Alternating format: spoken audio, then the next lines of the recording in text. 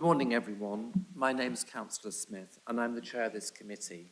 I'd like to welcome you to the Joint Development Control Committee meeting taking place at 10 o'clock on Wednesday, the 21st of December 2022. Other members of the committee are present. Can you please confirm your presence when I read your name out? Councillor Gawthorpe Wood. Present. Councillor Levine. Levine, present. Councillor Pora. Present, Chair. Councillor Thornborough. Present. Councillor Bradman. Present, Chair. Thank you. Councillor Fain. Present. Councillor Garvey. Present. Councillor Stobart. Present, Chair. And Councillor J. Williams. Present, Chair. And Councillor O. Williams. Present, Chair. Thank you very much. Apologies have been received from City Councillors Carling, Scutt, Flobert, and South Cambs District Councillors, Councillors Khan, Hawkins, City Councillors Gawthorpe Wood and Levine, and South Cambs District Council Councillors John Williams and Garvey are attending as alternate in the chamber. The officers permanently at the table for this meeting are Strategic Sites Delivery Manager Philippa Kelly, Legal Advisor Keith Barber, Committee Manager Chris Connor, and Producer Gary Gray.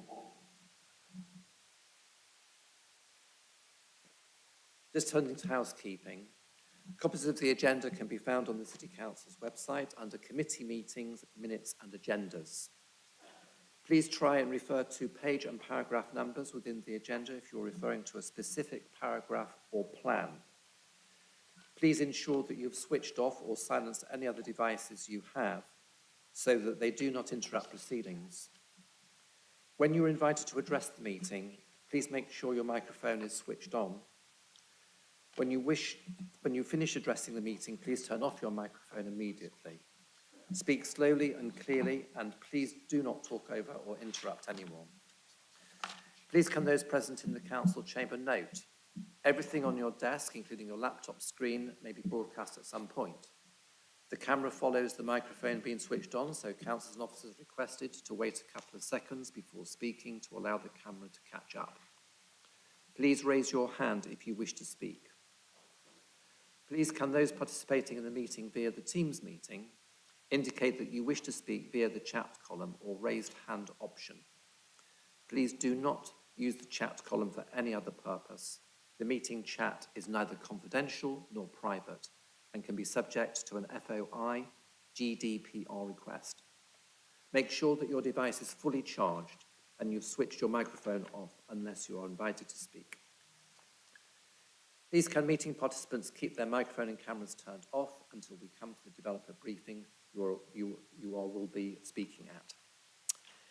The process for each report will be the planning case officer will present the proposals and give an overview of the key issues as set out in their report. Registered public speakers will be invited to have their say. There will be 3 minutes for those speaking in support and 3 minutes for those speaking against, unless have advised otherwise. The committee manager will ring the bell when the 3-minute time period has passed. Public speakers are unable to join in with the council debate. The committee will then debate the item and may ask questions of the case officer. At the end of the deliberation, I will ask members to vote on the officer's recommendation by a show of hands. So moving to agenda item 2, could councillors please advise if they have any declarations of interest and also identify which report their declaration relates to? Councillor Williams. Thank you, Chair. I have a disclosable pecuniary interest in item 6 through my Fellowship of Christ College, so I will be leaving the committee for that item.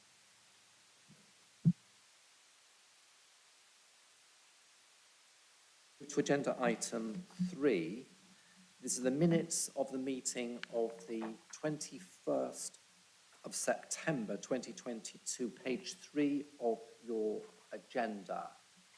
We just want to go page by page through that. If there are any issues arising, please let me know.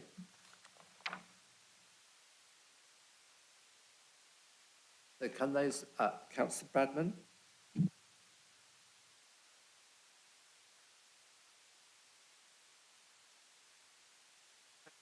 not wishing to preempt your page 1, but on, well, it's actually page 5 of our agenda pack.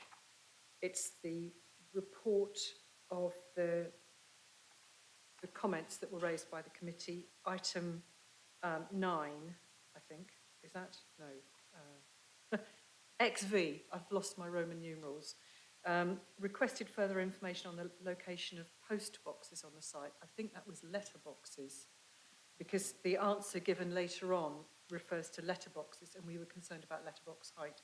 So I think it simply means letterboxes. Make that amendment, please. Concern? Otherwise, no problem. That concern? Can these minutes be approved?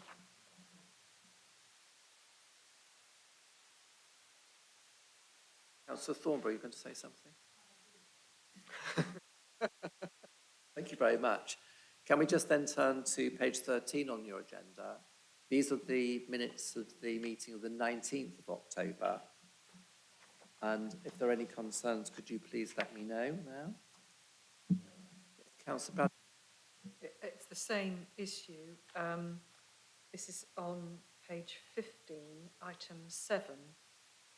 And it says, were post boxes located outside flats in an accessible location? And this again, I'm sure this was Councillor Bajent who raised it on this occasion, but this was letterboxes again.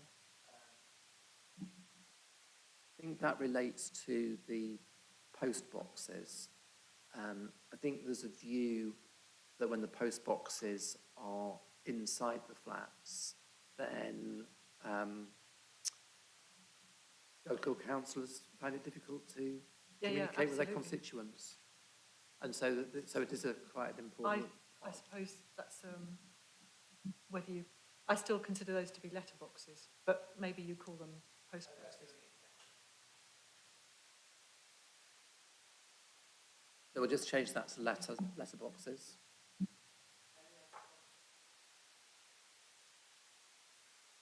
So can those minutes be approved?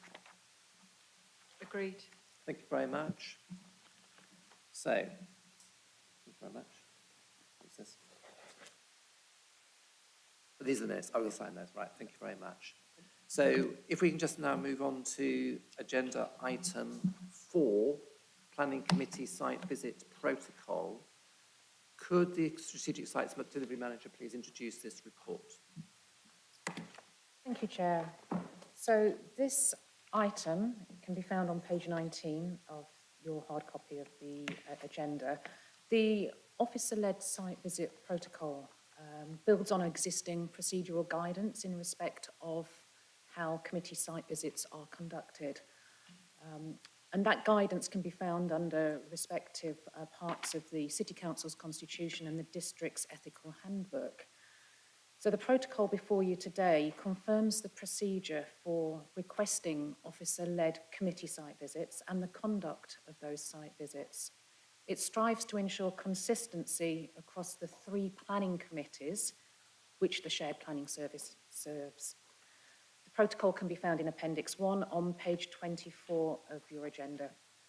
And the key points for you to note are that the protocol will act as a guide in respect of the conduct of planning committee site visits. And the purpose of the site visits is purely to view a site and understand its location. It's not a meeting to discuss the planning merits. And as a private meeting, the public rights of attendance and speaking don't apply. Now, as a point of clarification, references in the protocol to members of planning committees also include substitutes, as they're also part of the member committee group. So this protocol has already been discussed at the other 2 planning committees earlier in the month, and I wanted to take the opportunity today to brief you in respect of the outcomes of those meetings. Firstly, the protocol was accepted at the City Council's Planning Committee in early December, and at that meeting, members did vote to implement the protocol, subject to a number of considerations.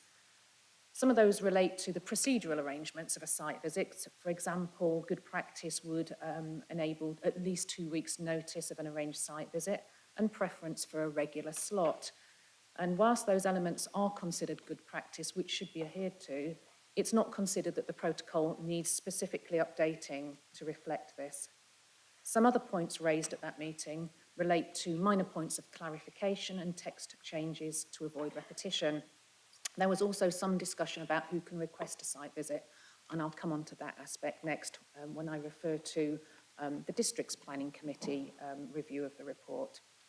So last week, this protocol was discussed at the District's Planning Committee, and that committee didn't accept it. The protocol will need to be returned to the committee in the new year. What I've done today is summarised and put into the amendment sheet what I believe reflects the thrust of the members' concerns at the committee last week, and I'll summarise those now for you. At the district's meeting, it was queried why the request for a site visit could only come from a member of the planning committee. It was also queried why a local ward member couldn't attend a site visit. And officers have reflected upon these points in the context of the council's existing guidance on site visits, and also noting the district's position that local ward members can already request a site visit when calling in an application to committee, which is then assessed by lead officers for appropriateness. So officers are of the view that it would be appropriate to widen the scope of the site visit request to local ward members. And it's also noted that given local ward members are often the source of local information, their attendance at a site visit could indeed be beneficial, noting, however, that any contribution should be at the discretion of the lead delivery manager or case officer in attendance and leading that site visit. So officers are therefore of the view that the scope of the invitation list for site visits should include local ward members. So on the basis of the discussions at the City and Districts committee meetings in respect of the site visit protocol, I've put before you an updated recommendation, and that supplements the recommendation on page 20 of the main agenda. The amendment can be found within the amendment sheet on the first page. It includes provision for requests for site visits to include the local ward members, the attendance of site visits to include local ward members, and modest changes to the protocol, changes which don't change the thrust of the protocol, but merely relate to points of clarification and textual changes to avoid repetition. And it's proposed that officers are delegated to carry out those proposed changes to the protocol. So with that amendment, officers are asking JDCC to note the site visit protocol and confirm its implementation. Thank you. Councillor Thornburg. If ward members are invited to join the planning committee site visits, should they not be trained in or understand the protocols that committee members have? Because I generally now make a decision whether I will go on a site visit that's often asked by residents or developers, whether I want to stand down and do it as a ward member because of the completely different types of discussions, or, and then I would, if I wanted to represent my residents at that committee and not be a committee member, or, be a committee member and view the site in a completely different context. So I have been to a site visit where a ward member came along. They happened to be a committee member, but they came along as a ward member and they were lobbying on behalf of their residents and had to be told not to do so. So it's fine as long as they absolutely understand the protocol and have signed up to it, because it's so important that it's a fact-finding visit and not discussion about the merits of the scheme shouldn't really take place. Yeah. Councillor Brad. Thank you, Chair. And indeed, there was some very strong representation at South Cambs Planning Committee that precisely what Councillor Thornberry is saying should be respected. In other words, that the site visit should only be for members of the Planning Committee. But the reason this went in was because there was a different view which said that there are occasions when a local member can provide useful additional factual information. However, I have thought about that after the discussion. I am beginning to think that I'm beginning to change my mind and think that actually perhaps local members shouldn't attend. So I'm equivocal about this at the moment. And indeed, I do have some sympathy with your view. Because it purpose, as you say, of the site visit is for the committee to be briefed on it by the case officer in a factual way. And actually, it is the case officer who should understand the local situation because they've prepared the case. So actually, the argument for a local member being there weakens, and it relies very heavily on the chair or whoever's managing the site visit to manage that when they're also trying to herd cats, as we know, on a site visit as well. So I think it's quite a difficult remit for the person managing that meeting. So I'm feeling more aligned with what you were saying, Councillor Thornborough. Councillor John Williams. Thank you, Chair. I agree with the previous two speakers. I looked at this and I thought to myself, well, what's the purpose of the site visit? The purpose of the site visit by the Planning Committee is for members of the committee to understand themselves the technical details and the recommendation that's been put forward to them by the case officer. The purpose of a local member, I would suggest, is to actually lobby on behalf of their electorate, and the two are not compatible. I would have thought the place for the local member is with the case officer, for the case officer to discuss the proposal or the application with the local member, with the local members, in making their report, rather than have the local members taking part in what is a technical visit to the site. And the place for them to influence the decision of this committee is actually at the meeting of this committee, not at a site visit, which they will inevitably do. I mean, if I was a local member, I would be trying to influence you to agree to what my local residents would want. So I think the two are incompatible, and I say I don't agree. Councillor Richard Williams. Thank you, Chair. I just got two questions. The first question just relates to how this would go forward, because we've already got a situation where the city's agreed the original version, South Cambs hasn't. You've got a different configuration of South Cambs councillors here, and you're getting another view. So process-wise, I'm wondering how we ever get to something that's the same across all three, if that is indeed what we need to do. But secondly, there was a point I raised in South Cambs that I will raise again here. It's a different point, but it's around clarification of little Roman numeral 1 on page 21, where it talks about reasons or when a site visit can happen. It says a request by a member giving reasons why a site visit is considered necessary in writing. I made the point last week, and I'll make it again here. I think we need some guidance about what those reasons ought to be, because presumably those reasons will be assessed by the case officer or the relevant planning official to decide whether that request is accepted or not. So I think it would be very helpful for members to know exactly what the grounds on which that request will be assessed are, so they can phrase their request in the right way. On the question of members, I must admit I was fairly neutral on that one in South Cambs, and I'm fairly neutral on it today. Councillor Fane, did you indicate? Thank you. Thank you, Chair.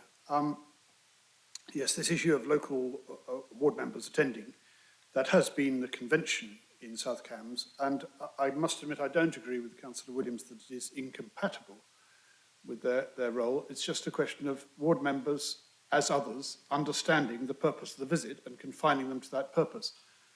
It certainly have been occasions where the presence of a ward member can add information, useful information, which they would have through having been involved sometimes for years. And so long as ward members understand the role of the committee visit and confine themselves to that, which is a matter for the chair of the visit or the officer to ensure, then I'm very happy that they should attend. I think that bearing in mind this is a protocol and that we have the challenge of getting a similar review from 3 development control, development management planning committees, I think that the amendments here very much reflect the discussion that was held in great detail at the South Cambs Committee last week. And that in particular, middle of the page of amendments, requests for site visits to include local ward members and attendance too, should they choose to ask to come.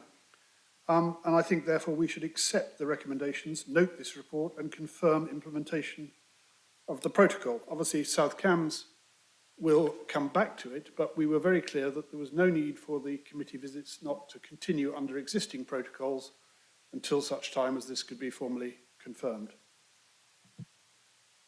Mr. Bradman, did you indicate?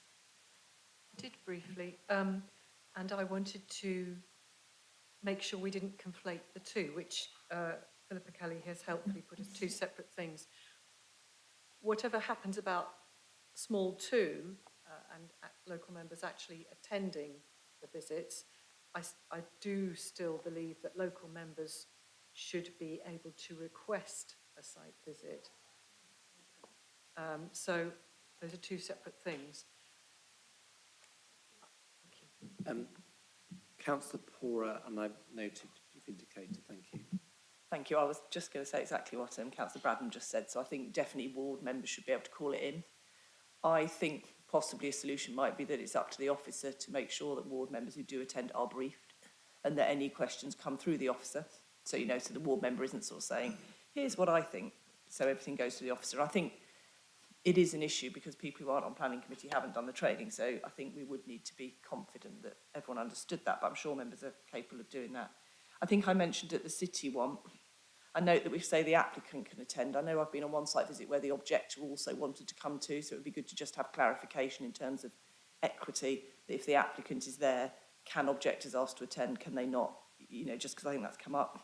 And finally, it would be really nice, as this is a public document, I assume, to just be clear that if people want a site visit, they should go to the officer, because certainly my inbox regularly fills up before city planning with various lovely residents saying, pop round and see my garden. I have to go to the officer. So it would be nice just to make sure that's clear in there so that people reading this can see that actually approaching us directly is only going to result in an extra email to an officer. Thank you. Thank you. Councillor Stobart. Yeah. Thank you, Chair. So I was going to agree with Councillor Fain's point about members often being within a network where information is available or shared that might have some, that might be helpful to a site visit. So I'm thinking of interactions, for example, with parish councils, which we in South Cambs get quite a lot, and to be able to be a conduit for factual information about a development could sometimes be very helpful.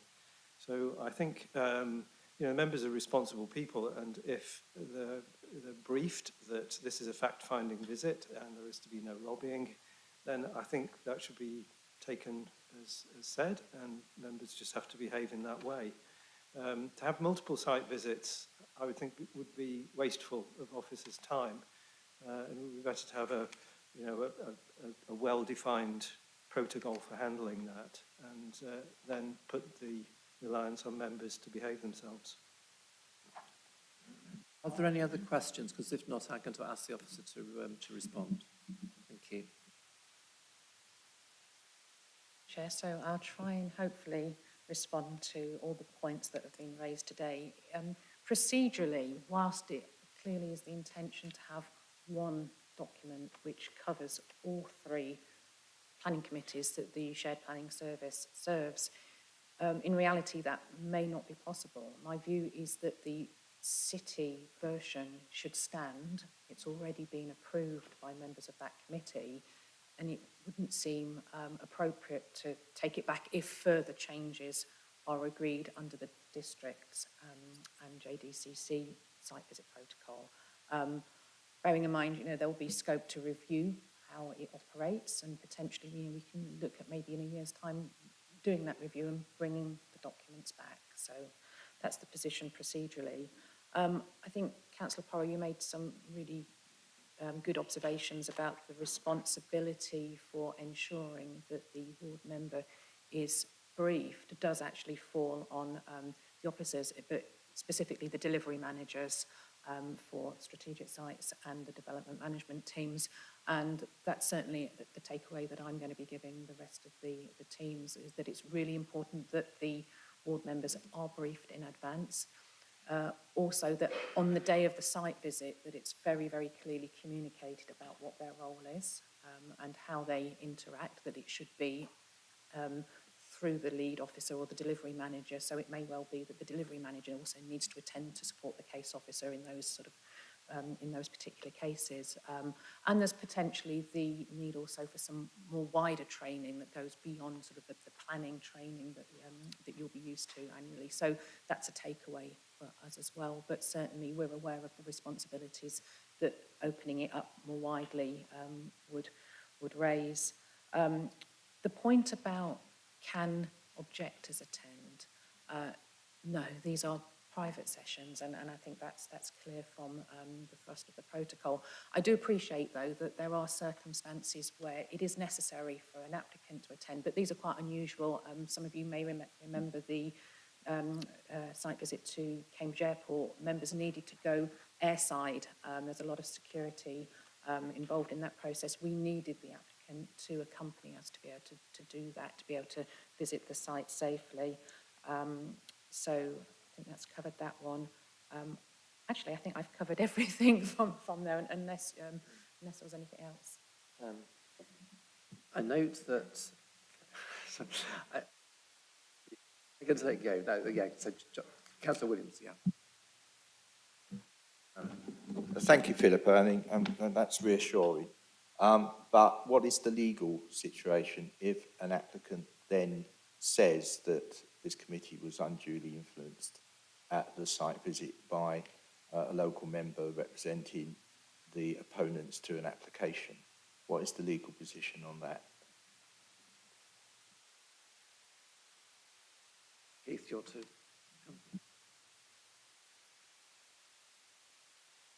Through Chair, we would have to note that objection and deal with it at the time. But I have to say that is a point that is of concern, because one could argue that the committee has been influenced, and that's the crucial point. Has it been influenced by that ward member's presence? I've picked up that a number of members are concerned about ward members' presence this morning. Some very good points have been well made. I think that's all.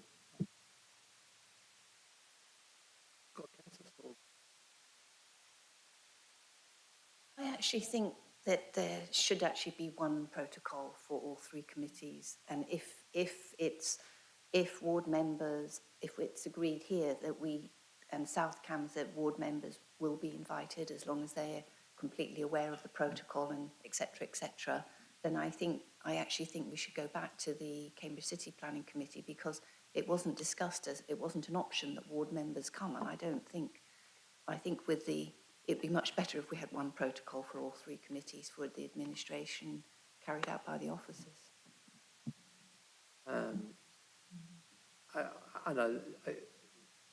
I agree, Yeah. because actually we are a shared Greater Cambridge Planning Service, and our officers need to be able to know that the procedure that they implement is appropriate for all the planning committees. So I tend to agree it should be the same. There was consent, there was agreement, universal agreement on your side of the chamber when Councillor Thornborough made that comment. You wouldn't have seen that. So now we need to proceed to a decision. Clearly, it's not going to be as set out on the agenda paper and the amendment paper, because I don't think we've got agreement to that. Am I reading the room correctly? Councillor Bradman? So,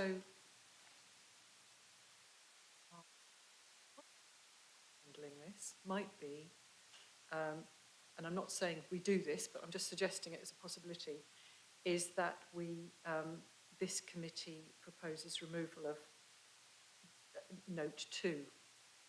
So it leaves in the request for site visits to slightly ambiguous wording that. I think it might be helpful to say that local members can request site visits, but take out number 2 and then say that's what this committee agrees, if that's what the committee agrees. I'm not, but then that would mean, that would give an indication to South Cambs when that comes back that actually this joint committee didn't agree, or, depending on what the decision is of this committee. But it would be a way of handling it. That's a suggestion. I had a sense that there was another opinion in the room, which was if the local ward members had protocol, had been trained in the protocol and abided by it, and were committed to abiding by that, was a way of achieving a consensus approach. So, could people please indicate whether they're support of deleting 2 or amending 2, as I've just suggested? Indeed. I mean, I think that I suggest we amend it and that the ward members are invited to attend as long as they're trained in the protocol and understand the protocol. And if they begin lobbying, they will be asked not to leave the site visit. If I can ask Philippa just to draft something along those lines, and then we can perhaps then give the signal back to the other committees. Because I think the other point that Councillor Thornton made was making these amendments means we have to go back to city planning anyway. And this would be, if like, the advice from this committee to the planning committee, city planning committee, as to amendments to the protocol they've already just approved. And as Philippa said, this is open to review at all times. It just so happens that the review is happening immediately. So I don't see a problem with doing this. Are we content to proceed on that basis? Thank you very much. Agreed. Rapid Shakespeare here. If I may come back, so I'm hearing what you're saying. In my view, I don't believe there would need to be much change to the alternative amended recommendation on the amendment sheet. Subject to in point 3, where I've made reference to points of clarification being delegated to officers, that this is also expanded to bring in the requirement for training as part of that. But I think it's going to be quite difficult to sort of sign up, to commit to some training being carried out in advance of any. No. Sorry, Chair, through you. I absolutely don't think it requires training, because actually the people who get trained are the members and substitutes for the planning committee. What it requires, and I would have said, it might be, if you want to put an amendment in, it might be better to put it in element 2, to say the attendance of site visits to include local ward members who must abide by the terms of this protocol, or something of that ilk. In other words, to indicate that this is purely a fact-finding visit for the committee members, not for them. It's not an opportunity for them to lobby. And it's up to you whether you put it in at 3 or whether you put it in as a specific requirement for how people behave on the site visit. And there's an element in I'm just trying to, here we are, it's under conduct. It might be, you know, you could put it in under the section 3.9 onwards, maybe, I don't know, I haven't looked at it carefully enough, but just simply to indicate that, let's face it, when you're on a site visit, it is for the case officer or the committee manager or whoever it is to deliver information to members. And it's only rarely that they would ask a question through that case officer. And likewise, you know, it's for the case, or the chair of, it might be the chair of the planning committee who's there managing the meeting, but it's for the person chairing that visit to make sure that people don't ask or don't lobby, but purely are only asking for factual information or delivering factual information. I think we've arrived at a wording, so Philippa. Okay. And with the help of Mr. Barber as well. So, so updated point 2 on the amendment sheet. The attendance of site visits to include local ward members who must abide by the terms of the protocol and be briefed on the site visit procedures and conduct in advance of that visit by either the lead delivery manager or planning case officer. Agreed. There is also a point about this being referred back to the planning committees. Is that, can we have some wording on that too, for the recommendation? And then I think we're good to go. Sorry, Chair, could you just clarify? So, well, these are amendments that we're making that would have to be reported back to the other committees.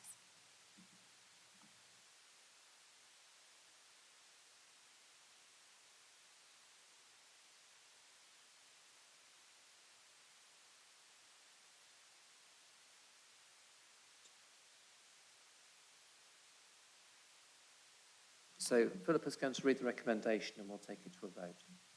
Thank you. Okay. The recommendation is that Joint Development Control Committee notes the report and the accompanying Planning Committee protocol for officer-led site visits, confirms implementation of the protocol for officer-led site visits for the JDCC, subject to the following amendments to the protocol. Number 1, requests for site visits to include local ward members. Number 2, the attendance of site visits to include local ward members who must abide by the terms of the protocol and be briefed on the site visit protocol procedures and conduct in advance of that visit by the lead delivery manager or planning case officer. 3, modest changes to the protocol relating to points of clarification and text changes to avoid repetition, with officer delegation to carry out the above changes to the protocol, and these amendments to be reported back to the City Council Planning Committee and District Planning Committee. Can I have a show of hands in support of that recommendation, please? It's unanimous.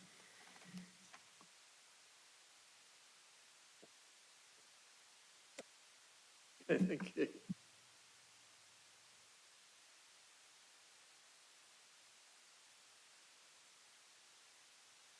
If we can now move to agenda item 5, Joint Development Control meeting dates for 2023-24. The meeting dates for 2023-24 have been tabled on page 27 of the agenda.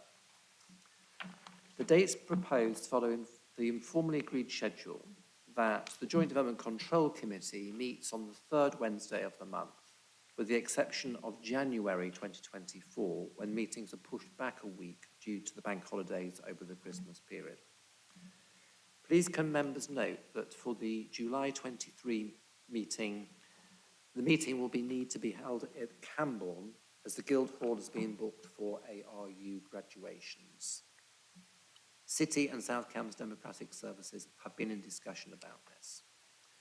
It is a matter for this committee to agree their own meeting dates. Would members like to raise any concerns, or can the meeting dates be agreed?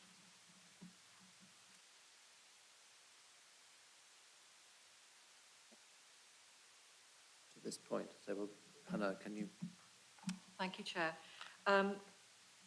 Given that today is the 21st of December and it's quite tricky for people to attend in the week running up to Christmas, particularly those who have children who are off school, I did wonder whether we might reflect on the date of the 20th of December, which falls in the same sort of time frame, 5 days before Christmas, for next year's meeting. I'm not in the position where it's inconvenient for me, but I just wondered whether other members might wish to change that date to maybe one of the previous 2 weeks, so as to avoid this busy time approaching Christmas, partly for staff as well, officers. So I wondered if we could just ruminate on that, please. Okay, thank you. Same point, but the February one, because that is again in half term, which makes it extremely difficult. Certainly in my group, we have 3 of us with care and responsibilities, so every time it clashes with half term, it's difficult. I appreciate we've got to fit it round, but I would at least like to note that if that could be not usually put in half term, that would be very helpful. Any other issues members want to raise? Thank you. Would you like to comment? Yeah, certainly the point regarding the, excuse me, the December JDCC just before Christmas is noted and agreed. I think that having spoken to the committee services manager, it would be possible to move that date back earlier into December. However, members should be aware that we can't guarantee that the JDCC meeting will be on a Wednesday, but it can be on some other day during the week before. And if you're comfortable with that, we can certainly look at changing that December meeting. February half term, I was under the impression that the dates had been set mindful of half terms and not to fall, but I appreciate that may not have happened. We can have a look at February with the same approach. Thank you. Are members content with that?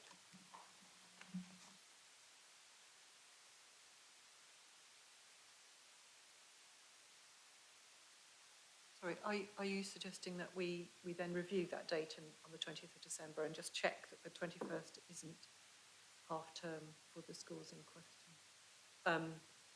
Are you suggesting that you'll come back to us with a revised date so we wouldn't necessarily approve this? Officers can deal with that, and there would be no need to come back to members if you're happy with that approach. Okay. Well, this can be agreed in consultation with the chair and the vice chair, and we're cognizant of what's been said.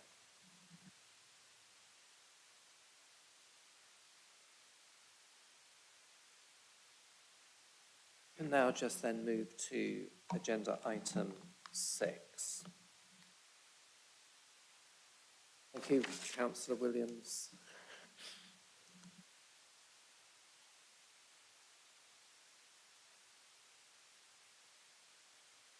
Agenda item 6, 21/05433/REM, parcel BDW4, Darwin Green 1, land between Huntingdon Road and Histon Road, Cambridge.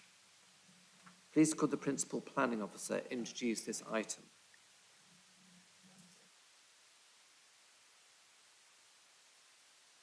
Chair, I'll just share my presentation onto the screen.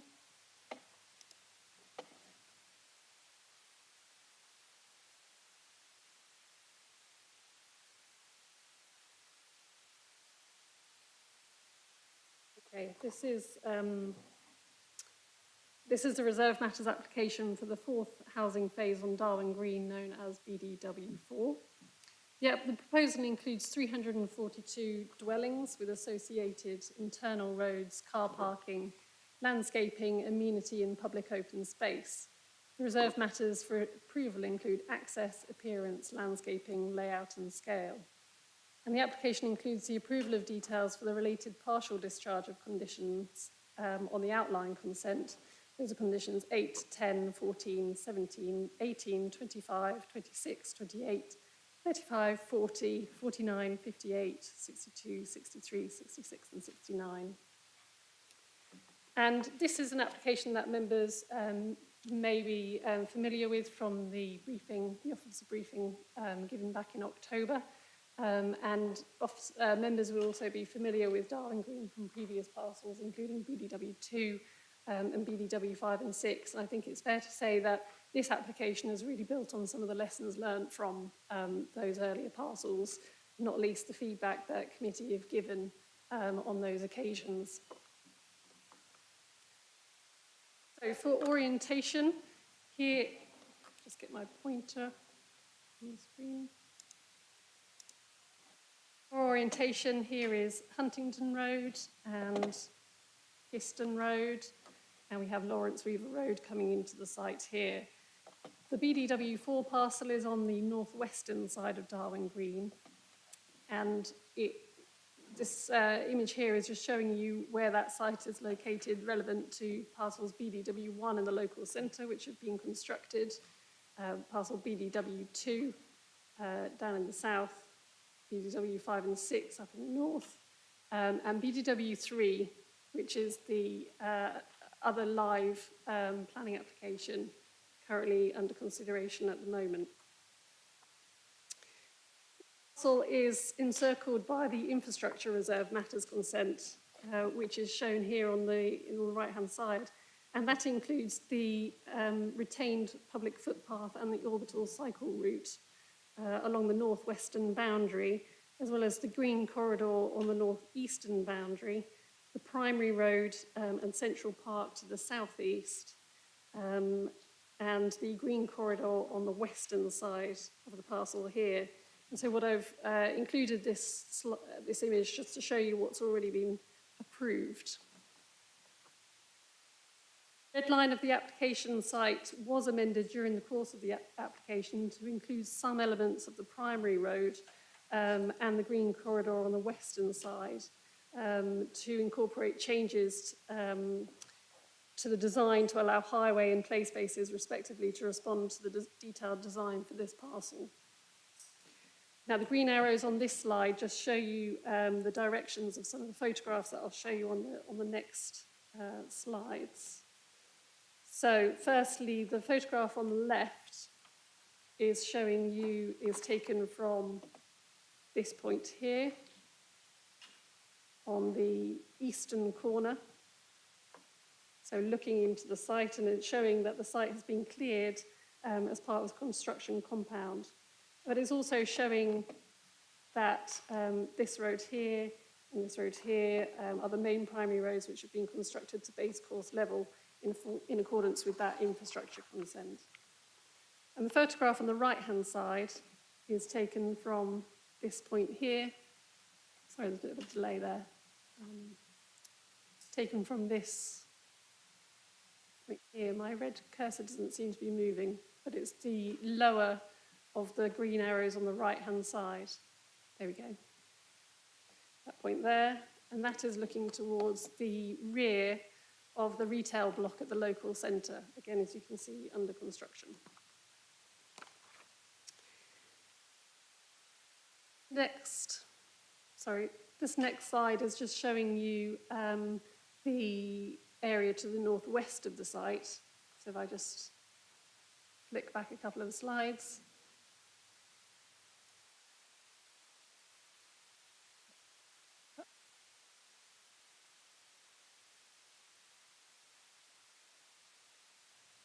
Okay, so we're now on the left-handmost arrow, looking along the orbital footpath here.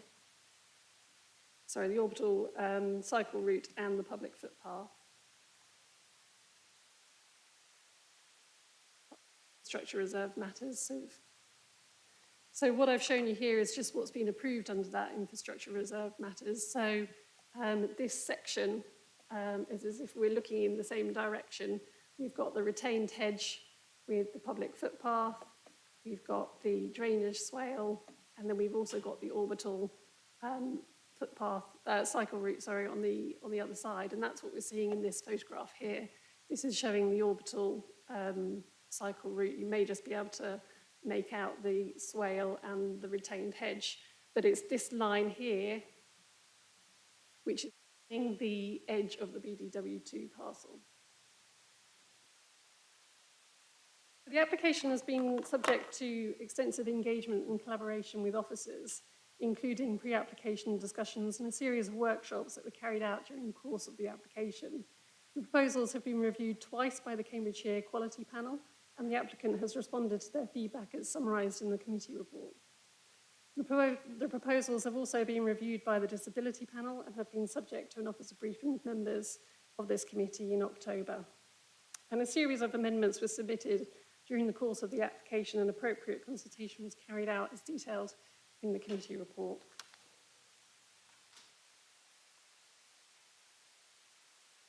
Moving on to the next slide. Apologies for the delay.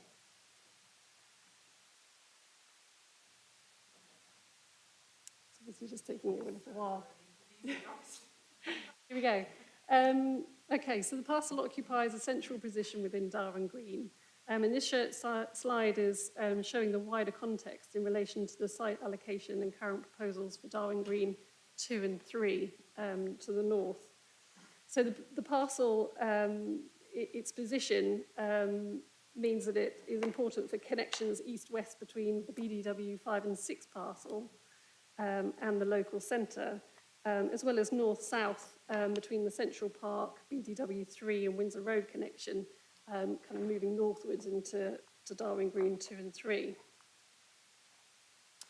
What I wanted to do was just remind you of the context from a movement and access framework perspective as approved at the outline stage. So just to look at this kind of diagrammatically, as I said, we've got the orbital cycle route going kind of east-west, and then also connecting down into Euston Road area. We've also got some secondary kind of pedestrian and cycle links within the green corridors, and they're really forming the main structure of, or the main strategic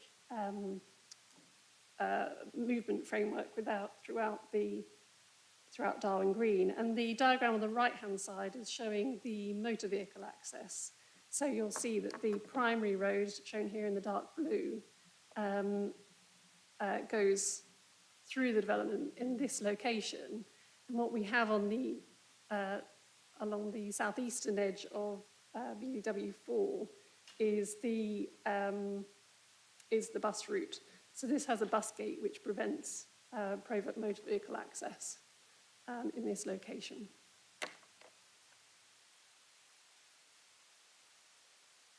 So, the outline master plan, which includes those strategic movement and access framework and those green corridors. The aim really for this parcel was to promote or increase permeability through the provision of secondary routes through the site. And to achieve this, the scheme has evolved heavily from the illustrative master plan shown in the design code. And this was a result of the engagement with the Council's urban design and landscape officers, and also the review by the quality panel. So the scheme, the image shown on the left-hand side is what was approved at the, is the illustrative master plan shown in the approved design code. And the plan shown on the right-hand side is the current scheme.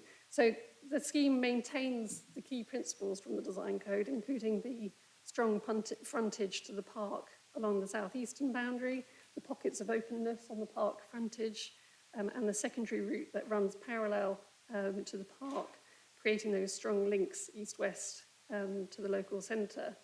But it does evolve the design code, includes importantly the green link through the site, which effectively splits the parcel into two distinct areas and also rationalises motor vehicle routes throughout the site. And that green link, together with additional greening throughout the site, creates this enhanced permeability for pedestrians and cyclists. And another key change compared to the design code has actually been to, along the edge with the orbital cycle route, has been to remove vehicle access in that location. The scheme really does make the most of its opportunities offered by its position directly on the orbital cycle route to increase those pedestrian and cycle movements, and as well as increasing permeability from the park frontage.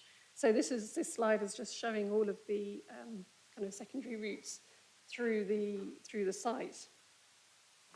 And another important change that's been introduced during the course of the application was to really provide to connect the area to the rear of the park frontage into this kind of permeable mews area, which provides, again, another kind of secondary permeable route through the site for pedestrians and cyclists. This slide just shows you the motor vehicle access, and as you can see, that green link really does kind of sever those connections through the site. So we've got one main point of access from the primary route from the park frontage, and we've got 2 routes in from the eastern side as well. And these feed into a network of secondary, tertiary and mews streets, which are designed for pedestrian priority and low vehicle speeds. So that was just to show you how the site is organised, and hopefully kind of underpins what we're looking at when we have a look at the illustrative master plan.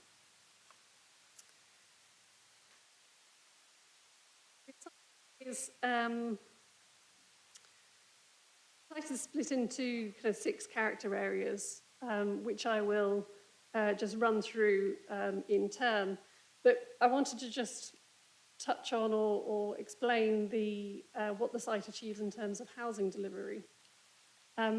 This slide is showing you the mix of typologies across the site, which achieves a balance between the housing need and also the density and character aims of the design code, and responds to particular circumstances of the parcel, such as I mentioned, the desire for a car-free frontage on the orbital route. So while we've got some standard typologies, including apartment blocks, detached and attached houses, we do have some more unusual typologies, including the walk-up block, the flats over garages, and maisonettes over garages, which I'll just briefly run through now. So this is the walk-up block. This is an example of the walk-up block. There are some variations. And this is a 3-storey block with either 2 flats or 3 flats. It could include a flat on the ground floor or a maisonette on the ground floor with flats above. The ground floor units have gardens and the upper floor units have balconies, and each flat has a separate access and a separate cycle store. So each of the units has its own front door on the ground floor level. This is an example of one of the flats over garages, which could be 1 bedroom or 2 bedroom. The ground floor includes the garages or drive-throughs on the ground floor, which would serve the flat above, but also neighbouring dwellings. And amenity space is provided via a balcony or a roof terrace. And refuse storage and cycle parking for the flat above is provided within the ground floor. Similar typology with the maisonettes over garages, the difference being that the ground floor has some living accommodation and a larger roof terrace to these properties. So just looking overall at the building heights, which are up to 4 stories for the marker buildings at key gateways, these are the red buildings shown on this plan, down to 3 stories and 2 stories mixed across the site. And this is in accordance with the outline parameter plan and the design code.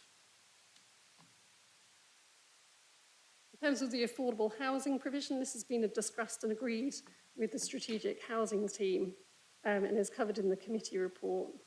The dwelling sizes and distributions are supported for the reasons given, and the clustering meets the council's guidance. And the dwellings would be built to be tenure blind as well.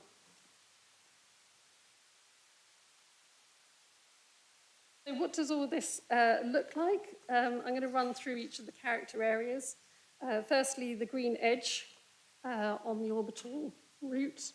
This is a mixture of 3-storey dwellings and 4-storey marker buildings. on the Green Link. As I said, it has a frontage directly onto the orbital route. And what I wanted to show you here in this slide, in this image, is the dwellings that will front onto that orbital route. And you may remember from the member briefing back in October that the applicant did a lot of work in terms of the cycle parking provision and making sure that an element of the cycle parking was accessible from the front of the property, so that cycle parking is equally as convenient as car parking. And I ran through at that briefing all of the work that the applicant had done. And just to touch on a couple of examples, particularly on the Green Edge, where it's really trying to maximise its position on that orbital route, what we have is, just move on to the next slide.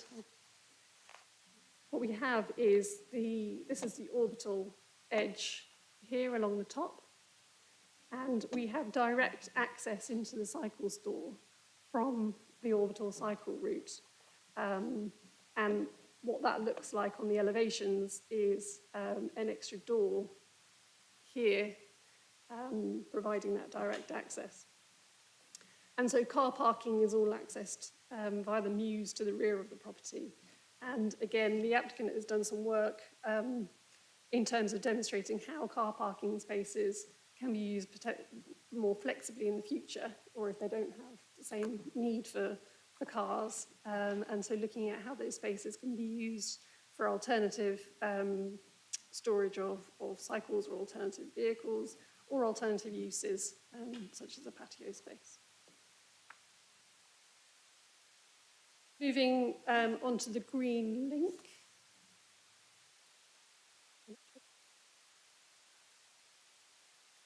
There we go. So this is the Green Link, and as I said, this is an important element of the scheme that was that evolved during the course of discussions. This is primarily detached homes. Again, we've got no vehicle access to the front of the properties. So we have in this location, I'll just move on to the next slide and just show you how the cycle parking works. Here we have a split cycle store arrangement. So we've got spaces at the front of the dwellings in the stores by the front door, and an option for them to provide, to have cycle storage in the rear garden as well. And what that looks like in the elevation is this would be the store here, just tucked into the right-hand side, but importantly really integrated into the design so that it doesn't look like an add-on. It's all been thought out at this stage. And just kind of more generally on the Green Link, it's providing this car-free, pedestrian-friendly space for residents. Moving on to the park frontage. So this is a more formal frontage as required by the design code, and typically has the apartment blocks ranging from 3 and 4 stories. So the aim here has been to try and create an active frontage to the edge of the park. The area behind the park frontage, known as the park frontage mews, coming up on the next slide, here we go.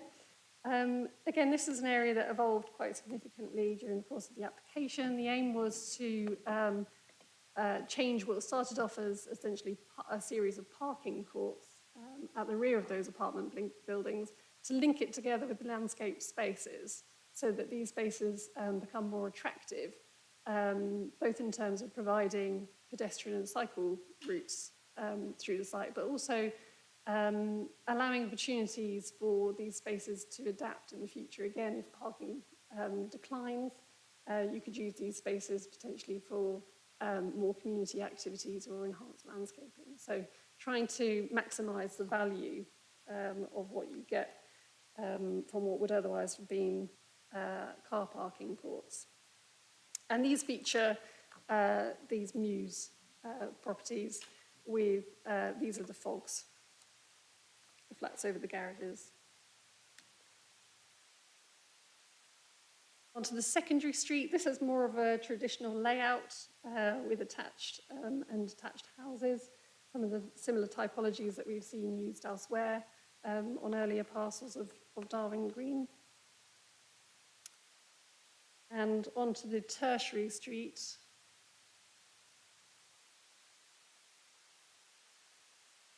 Tertiary street. This is a mixture of terraced and mews properties.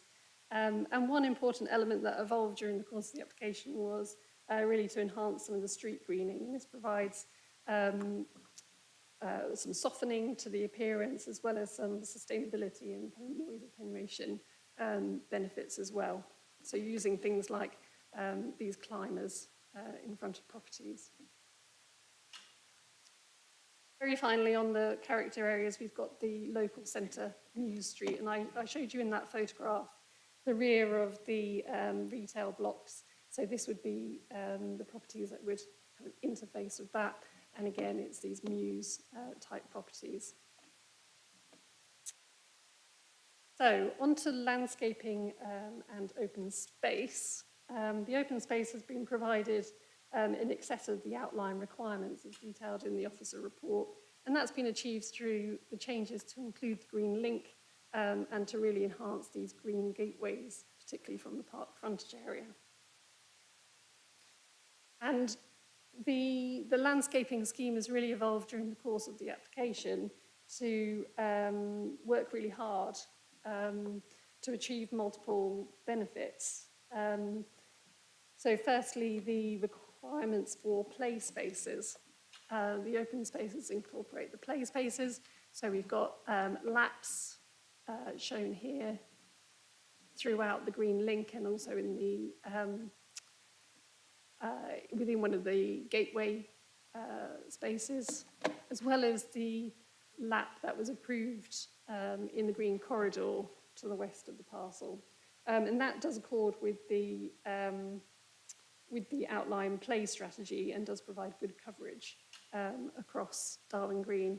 And I'll just flick to onwards, apologies, on a couple of slides forward. I just wanted to show you the wider context of that play strategy and where some of the facilities for older children and different play spaces are provided. Here we go.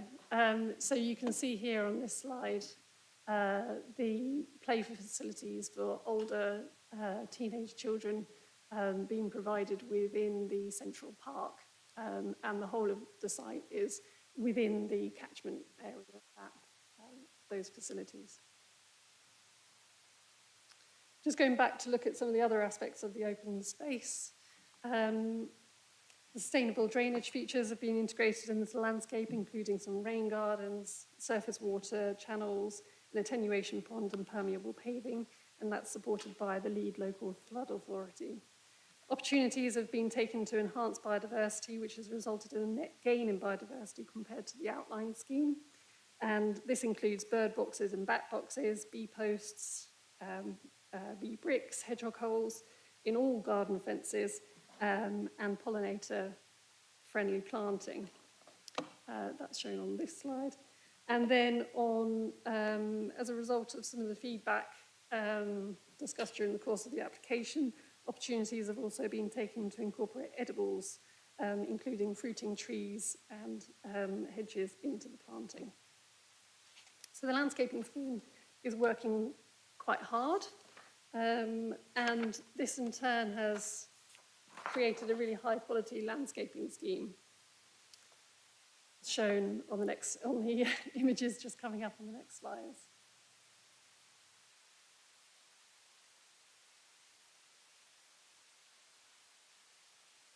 So these are just some images taken from the applicant's landscape strategy, just showing you what all of those ambitions for the green space would look like. And again, some more images just coming up, showing perhaps more of the street scenes.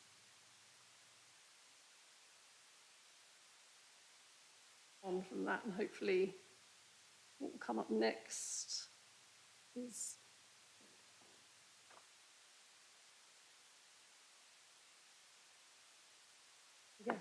So, so as I said, we've got a really good high-quality landscaping scheme, but one of the areas that's been affected by the kind of aims to achieve that has really been looking at the waste provision. And this, again, was subject to discussions with the shared waste team in relation to the adopted guidance, the adopted SPD, and the Council's more recent informal guidance. And during those discussions, there were areas that were identified where the distance for the collection crews, the drag distance for the collection crews was exceeding the SBD requirements. And the applicant, these are the areas shown here in green, in these green boxes. And during the course of the application, the applicant, in discussion with the waste team, addressed those areas so that those drag distances in most locations are now within the guidance. One of the areas that I've highlighted in the report is this one property referred to as Plot 136. It's a property on the Green Link. It's this one here.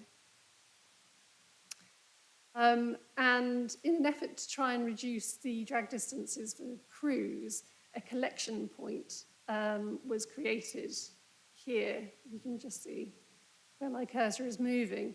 So the collection distance for crews is now in accordance with the guidance. However, the distance for residents to take their waste is in excess of 60 metres. And this is because the residents would have to take their waste out of the front of the property, along the Green Link, and then into the new street to the collection point. And while changes have been made to some of the adjacent properties to reduce it, it hasn't been possible to find a solution for this one plot. Now, it's worth pointing out that the shared waste team has, in their informal guidance, has no upper limit for the collection distance for residents to take their waste. And it really is to be looked at on a case-by-case basis. And I'll come back to this point when I refer to the amendment sheet. But I have highlighted this because this is one exception that hasn't been able to be resolved. And some of this other slide is just going to show you some of the changes that have been made by the developer to relocate bin stores so that they have a more direct access. And I'll move on from that.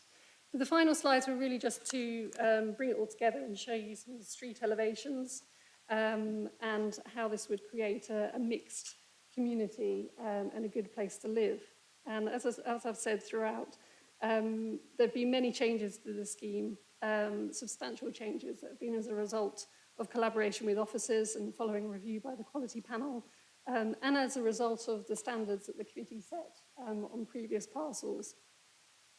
The application includes a commitment to build a proportion of homes to the forthcoming Building Regulations 2021 and to the future home standards, achieving a greater carbon reduction than the current standards, and future-proofing infrastructure for electric heating systems, and provision of electric charging points, which will be all secured via the conditions. So finally, the recommendation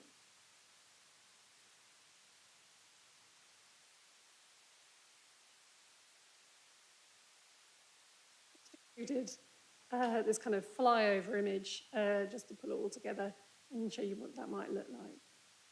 But the recommendation is as per the report and the amendment sheet. So the recommendation is to approve Planning Permission of Reserved Matters application reference 2105433 REM, subject to the conditions and informatives set out in the report. Excuse me. And with delegated authority to officers to carry through minor amendments to those conditions and informatives and include others considered appropriate and necessary prior to the issue of planning permission. Recommendation secondly includes the approval or refusal of partial discharge of the outline conditions listed as per the report in relation to the BDW4 reserved matters application. I just wanted to run through the amendment sheet with you because there are a number of additions on the amendment sheet. Firstly, paragraph 1, my report referred in the highway sections to an outstanding issue regarding road realignment, and this was to address a concern from the Highways Authority about a small, I want to say a small kink in the road and the safety concerns for cyclists. This has been amended through the submission of revised plans prior to committee, and this has been shared with the Highways Authority, who have confirmed that this addresses their concern on that matter. And I have also noted further comment from the Highways Authority about visitor car parking shown on the roads intended for adoption, and just wanting to clarify the point that this would be subject to a parking regime which would fall to the Highways Authority. Secondly, is the comments from the shared waste team that I referred to specifically regarding plot 136. This is the plot that has the distance over 60 metres, and summarised that their preference would be for this to be this distance to be designed out. However, they do understand the goal to try and reduce vehicle movements throughout the site. So, you know, what we're trying to achieve with that green link. And they have commented that the bin collection point should be communicated prior to sale and during the marketing of the property, so that prospective occupants are aware of those distances.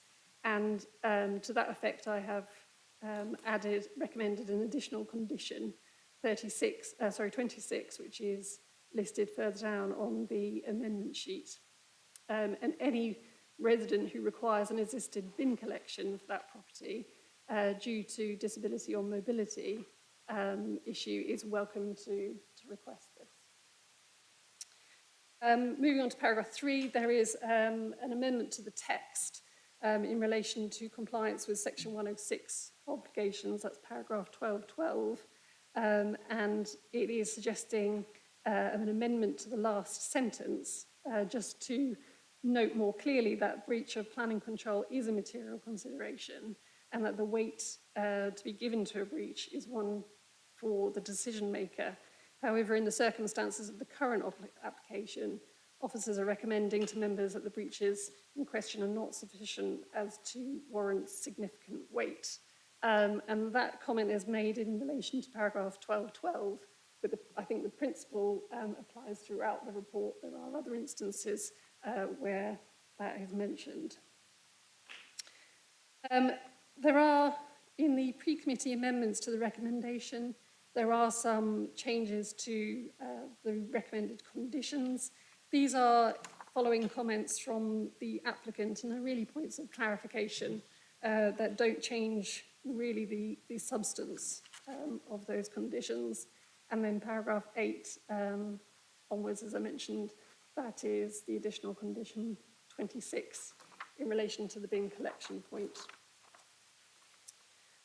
And I have one final verbal update to give, which is that comments were received yesterday from the Streets and Open Spaces team regarding the proposed adoption plan for the open space. The adoption plan is not recommended as an approved document because it is part of a separate process. Notwithstanding that, the Streets and Open Spaces team has noted that there are some areas which are intended to be transferred to the City Council that they would not agree to be transferred, but this is a matter for later down the line. So that's just to note, really. And just confirming that officers do support the distribution of the play spaces across the parcel, but as per the officer recommendation, detail of individual lap provision is needed to follow on through the discharge of conditions. That concludes my presentation. Thank you, Chair.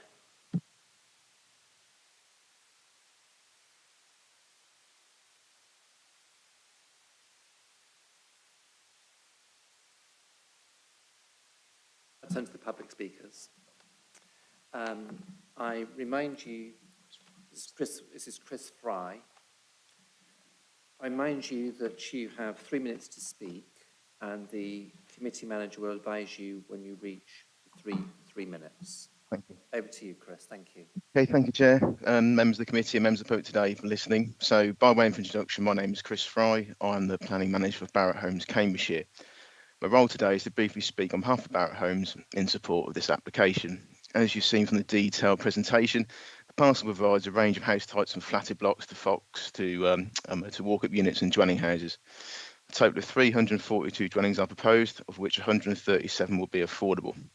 As you've seen throughout the presentation, this proposal has been the subject of extensive collaborative working with various stakeholders, and this has led to a landscape-led residential development proposal, especially by removing the road through the centre of the site. This key green link feature has been achieved, which truly provides a cycle and pedestrian footpath connectivity from the orbital footpath to the central green space on Darwin Green 1. This path can be truly said to have pedestrians and cyclists ahead of the motorists when it comes to connectivity through this particular site. BDW have also taken the opportunity to revise an open space design which is in front of the flat block in the northwest corner of the site. This is to provide additional SUDS features, and we provided an additional open space between the flat block in this northwest corner and the local centre. As shown in the presentation, we've worked hard to look at cycle store provision, and this now forms an integral part of the design of our houses. Various innovative cycle stores and solutions have been proposed, and standalone cycle stores to the front of the dwellings also have a green roof. And what we've managed to do by having our cycle stores to the front, we've actually managed to achieve that cycles are in a more conveniently accessible location than the motor car for the residents of our properties. In terms of accessibilities, we've committed to 95% of the affordable dwellings to Cat 2 standards, with the remaining 5% built to Cat 3. This is over and above the outline permission requirements, and again shows a continued improvement in terms of accessibility standards over the recently approved BDW2 scheme. Incidentally, even 80% of our open market dwellings are built to Cat 2 standards, and all properties comply with NDSS space standards. BDW has committed to an increase in percentages of homes built to with air source heat pumps, and other dwellings will have the ability to install air source heat pumps at a later stage. There's similar conditions to that on BDW2, and 5 homes for the future are built on the central green link. In regards to external space, all dwellings have external space commensurate to their size, and even the ground floor flats have their own private amenity space. The layout has ensured that quality of such space is to a high standard, and we've shown overshadowing studies that show these external spaces are not detrimentally overshadowed. And through discussions with the officer, we've also ensured that nobody's overlooked and the enjoyment of their house and spaces has been retained. In regard to waste and recycling, you've seen an example of where we've worked hard to try and have our hounds and the operatives can actually drag with no more than 10 metres. The example shown is that it has occurred by virtue of moving the road from the central green link, and that's what's resulted in a 65-metre drag distance. It's considered that the design outweighs that particular issue. Albeit not a requirement, as highlighted already, we've shown that our scheme demonstrates a net gain over what was originally thought to be the to be achieved through the outline in terms of the ecological mitigation strategy. Further work has led to the application to include rainwater gardens, swales along roadways, and through hard and soft landscaping. This is on board with the quality panel's comments and have been accepted by the LLFA. And finally, in regard to EV charging, we will secure that one active vehicle charging point per dwelling, and 50% of the parking in the communal space will be there from day one, with passive ducting also installed. So to include, through collaborative working with all stakeholders, the scheme provides a high quality led scheme supported by officers. It's therefore respectfully requested that its application be approved. Thank you. I like the way you used finally and then to conclude. That was good. So we eke it out. First of all, before we move to member questions, Councillor, and that Charlotte's prepared responses to a number of questions that have been received from members prior to the committee. I'd like to give Charlotte the opportunity to answer those questions now, but before I do that, I'd like to note that it is actually very helpful for the officers to receive questions from members in advance of the meeting so that they can prepare much more considered responses to your questions. So, Charlotte, if you can now provide the responses, please. Chair, might we just have a short break for 2 minutes? Break time. Thank you.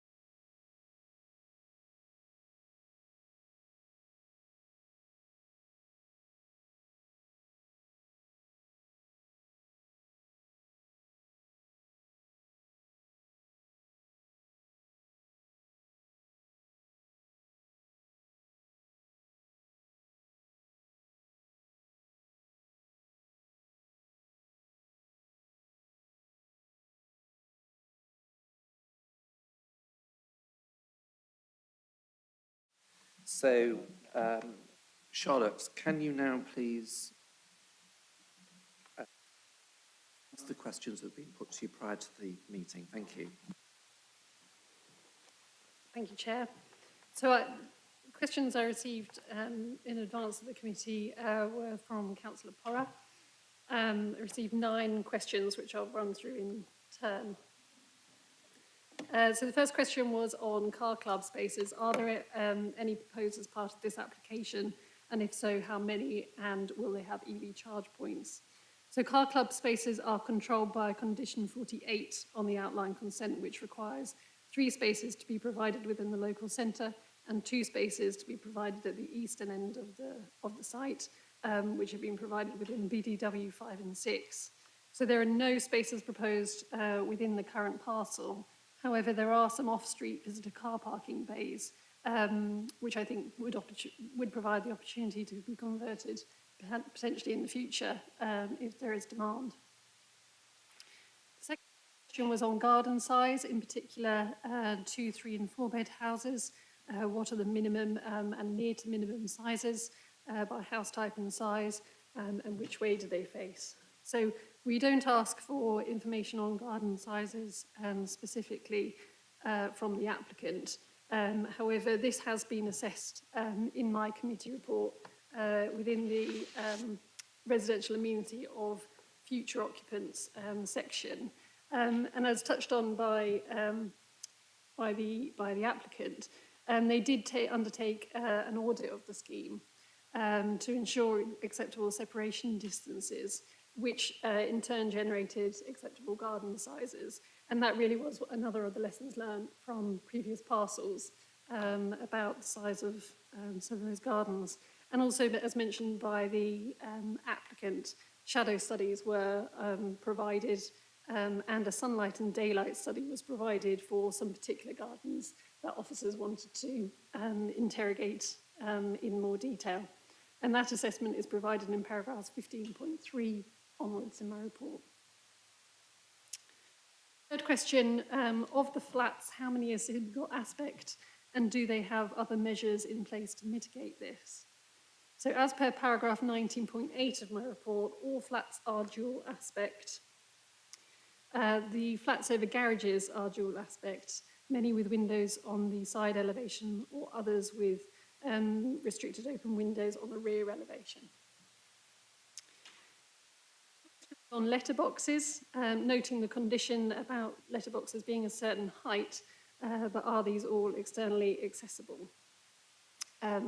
I.e. on outside walls with no need to enter flat lobbies as per the local plan. So the applicant confirmed during the course of the application that letterboxes for apartment blocks would be externally mounted and would comply with secure by design guidance as well. Question 5 was on the adoption of streets, referring to paragraph 18.19 of the report. What percentage of the site is not planned for adoption and why? And if the mews are being constructed to adoptable standards, why are these not being adopted?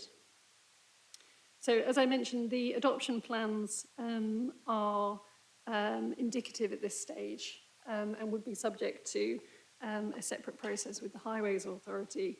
And indeed, the Highways Authority specifically requested in their comments that the adoption plans provided should not be approved drawings. But based on a rough calculation that I did based on the length of the roads, it's approximately a 50-50 split between roads that would be adopted by the Highways Authority and roads that would be privately managed. That doesn't include the primary road on the outside of the site. So it really is just the internal streets, which are the secondary, tertiary and new streets. And the Highways Authority sets out standards for adoptable roads and includes design requirements as well as ensuring that the roads meet functional requirements, so performing a highways function before they would, in order for them to consider to adopt it. So I don't have a detailed audit of the roads within the scheme that are not to be adopted, but in general, it would be that some of the design features may not meet the design requirements of the Highways Authority for adoption. That doesn't necessarily mean that they're unsafe or unsuitable. It just means that they're not meeting their requirements for adoption.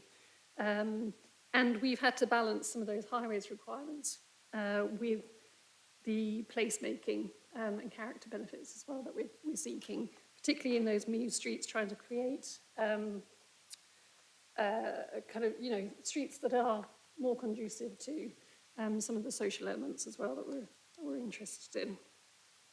So where the report refers to muse streets being built to adoptable standards, it's really around the construction specification. And that's in order to make sure that they are suitable for refuse turning vehicles, etc. Was on, are there any controls on the non-adapted streets relating to reasonable service charges, particularly for the affordable homes?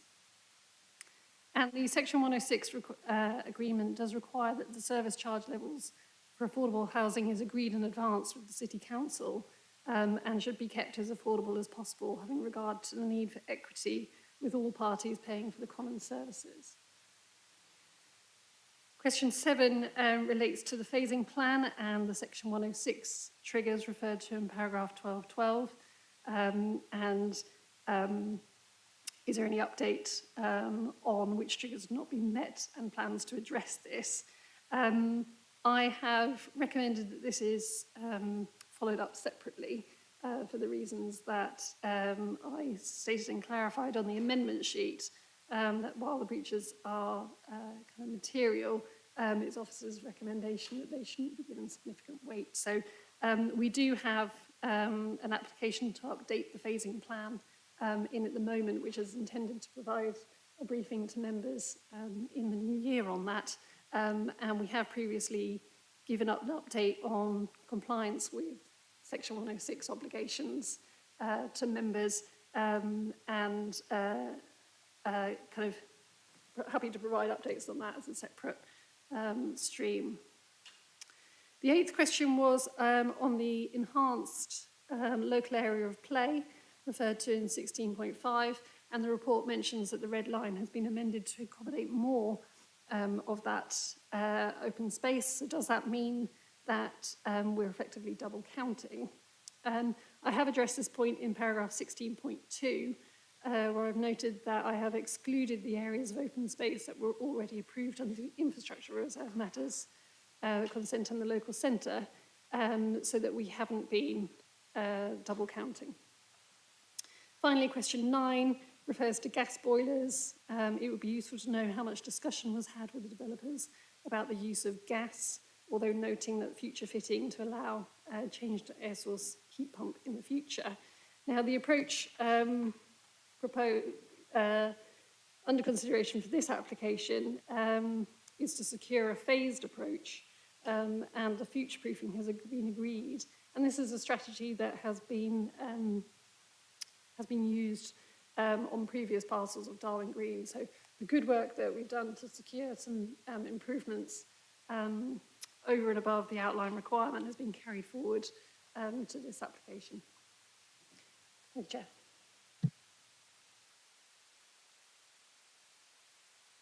Can we now just move to the members' questions? Councillor Bradman. Thank you, Chair. And can I just thank Charlotte Burton for her excellent presentation earlier on and for those very thorough answers to questions. And I'm sorry I didn't submit my questions in advance. I have 3 and possibly 4.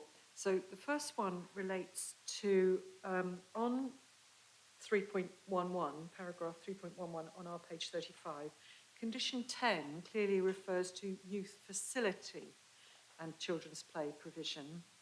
But when we move on, at 6.46, the word facility has been dropped out. And I'm pleased to see that this particular condition is not up for approval on this occasion. It's for not being discharged, for which I thank you. But I just wanted to clarify that my understanding was that we felt quite clear there was a need for a youth facility, a location for youth activity to take place, not just leaps or laps.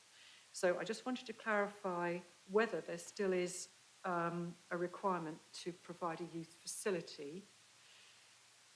The second question is at 6.23 on page 42, and it refers to noise from the supermarket.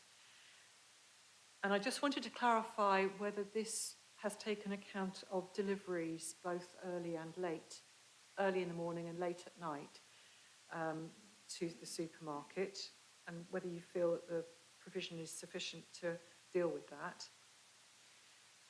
The third one relates to 13.11 and other sections where it refers to the pergola facilities on mews facades with climbing plants and using that as a way to green these quite close landscapes. And I just wanted to check whether there is any provision for watering of those facilities and whether those are going to be sustainable long term, because clearly that greening of these quite dense spaces is, as has been demonstrated in the application, a lot of work has been done to green this, and I just wanted to check whether these will be sustainable. And then my final point is on ventilation, which I picked it up on paragraph 1512 on page 68. And it's actually referring to noise assessment based on information gathered on site concerning current activities on the NIAB site. Now, bear in mind, the actual active NIAB site is now on Park Road, which is much further north. And the residual activities on the NIAB site exist as office buildings, but also the remains of a farm location. But it's saying these activities could occur 24/7, whereas actually the odour concerns, which people are referred to elsewhere, if it is muck spreading that we're concerned about, then this only happens at one time of year. And I think it would be very unfortunate if windows were to be constructed to be limited opening or closed, if the only thing they're trying to protect against is noise that might happen only very infrequently, or odour that also might only happen very infrequently. Bear in mind, most agricultural activities don't cause odour. Even fertiliser spreading does not cause odour, it's just muck spreading, and that just literally only happens once a year, usually in the autumn or winter. So it would be very unfortunate if this whole arrangement for windows was set up to protect against something which only happens very occasionally. So I would request that wherever possible, windows should be possible to be opened and not secured shut. Thank you, Chair. Thank you, Councillor Bradman. Any other comments? Councillor Thornborough, any other bidders? Thank you. Thank you very much for your presentation, and there are so many really good things that I can see coming through. The fact that there's all due aspect is great, and there's a real focus on really great cycle parking in each home, and the future proofing for retrofitting boilers to go fossil free is really great too. So I've got a couple of questions. So for paragraph 19.16 refers to water use, and but there isn't a condition about water use, and it's just, I think it must be really important that water use is measurable. I don't know whether we have modern flats in Cambridge where there is one water meter for the whole block of flats, and residents have no choice about who the supplier is, and they can't monitor or their own use. And in future, water usage is going to be absolutely critical, and people will need to be able to measure their water consumption. So if you could let me know about that. The other thing, condition 8, is about replacement trees.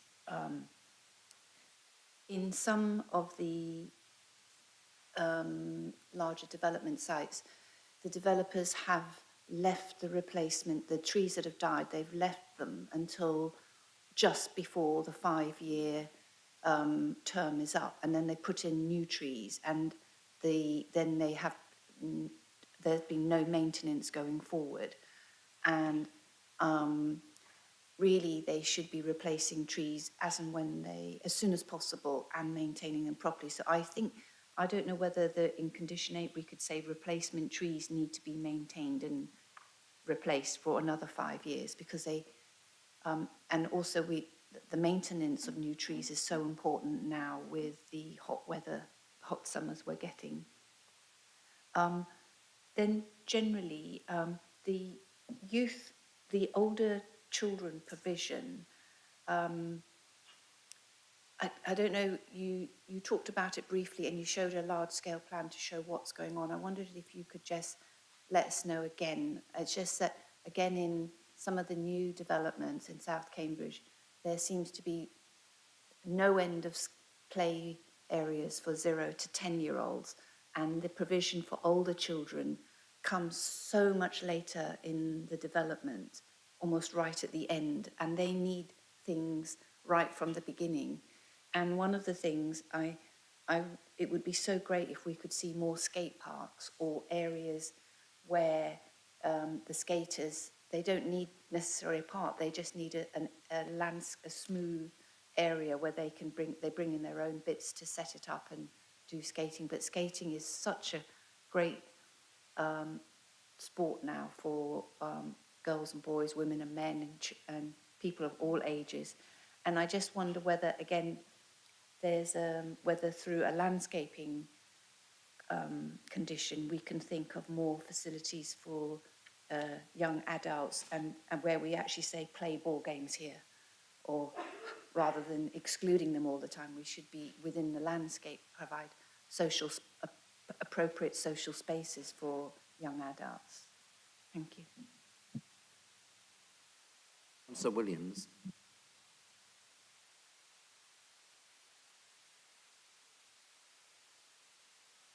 Thank you, Chair. One of my questions has been picked up by Councillor Fulburn about going back on the issue of plot 136 and the refuge. I'm sure you've looked at this, but was it not possible to ensure that the Green Link was able to sustain a refuge vehicle? I know that might cause some conflict, but it would be once a week, and that link during the period when that collection vehicle went down there to collect those bins could be closed, or some safety measure taken, because I honestly cannot see residents in those two properties taking their wheelie bins 60 metres to the point where they will be collected. I think that is going to cause a social issue, and just by, and it's not going to be resolved by pointing that out to potential occupants of those two properties. I'm quite concerned about that we could end up with litter in that area because the bins aren't collected. And as I say, the only way I can see out of this would be to allow a refuge vehicle to use the Green Link to collect those bins. Councillor Fane. Chair, I think I may have raised my hand prematurely. I think mine is more in the nature of a comment than a question. Councillor Stoller.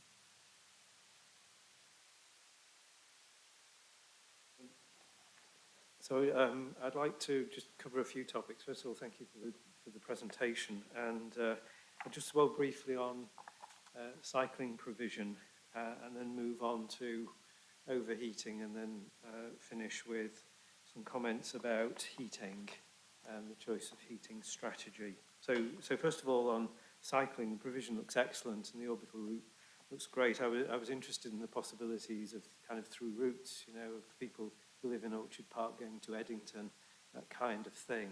So we just have to wait and see what the usage is, but it will be a great facility. I'm just going to dwell briefly on paragraph 1810, which talks about provision of visitor parking spaces. These I suspect will be well used. There'll be a mixture of Sheffield stands and wall brackets.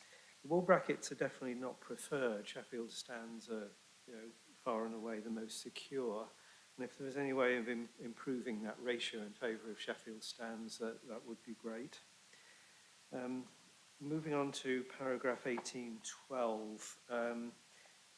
The LTN 120 is cited in the applicable standards, but I wondered just how closely the development met LTN 120 and whether there were any reflections on the quality of that compliance and lessons learned.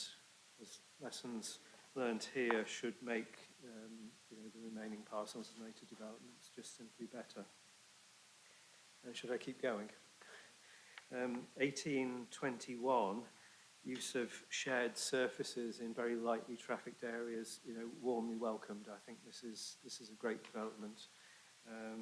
You know, shared spaces are underestimated, I think, in their ability to, you know, create a good atmosphere where road usage is shared. Just on overheating, I was wondering about the role of shading. Shading's underestimated, I think, and that's mutual shading, but that sometimes runs into conflict with privacy issues, but actually mechanical shading. I don't know, I was just noting in the Muse housing that there are 1 or 2 shaded windows. I think it's a great measure and can be very simply and effectively done. So use of shading. And then just a few comments on the heating strategy. So I was a little confused by the comments about adoption of air source heat pumps. I don't think any of these houses will be equipped with air source heat pumps. They're going to be equipped with space and facilities and capacity for use of different heating methods. But the default position is gas boilers. So this is not a great place to be. But if I could just run a scenario, if somebody rocks up and says, I'd like to buy one of these houses, and by the way, I don't want the gas boiler, I want an air source heat pump from day 0, could they do that? And, you know, from what's listed in condition 13, most of the work's been done. I would have turned up and said, I would like an air source heat pump rather than a gas boiler, if that's the stark choice I have to face. So that's really just a comment, and I think condition 13 is great because it really sets the scene, but with one exception that I think we ought to consider, which is the one thing, if you're thinking about installing an air source heat pump, is knowing what your heat losses are in the building. And that's what the supply will ask. And if you're confronted with, well, should it be an 8 kilowatt unit or a 10 kilowatt unit, knowing your heat losses is crucial. So I said as part of that package, there should be like some data or a report that the house owner can keep that they could actually use in their subsequent negotiation with the supplier. So I think the hardware looks great, but just that bit of knowledge would be fantastic. And it might say something about, well, perhaps what is the future kind of relationship between a developer and their customers in longer term support. You know, that's implicit in this condition, I believe. And then just one other thing, it's a minor point in relation to the condition, and I suppose also paragraphs 1915 and 1921, which lead to condition 13, is that there is the electrical capacity too. So, I mean, it's as simple as a few slots in the distribution board, but and I think most builders these days are allowing extra, but it's a point to note that there should be that fundamental electrical capacity available too. So, sorry, I've taken a lot of the committee's time there, but that was all my points. It's the quality that matters, thank you. Councillor. Thank you, Chair, and thank you very much for the presentation. Just wanted to ask whether there is lift access for all residences that are, don't have a front door or are on the ground floor.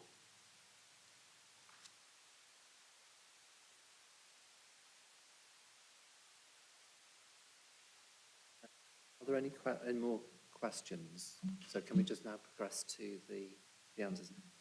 Councillor Gawthorpe. Well, following on from Councillor Levine's question on M42 and M4, it's really about M42 and M43, and the proportions and whether all types of houses are accessible. And then another question on mobility scooters, and some clarification on space for that and PowerPoints. Thank you.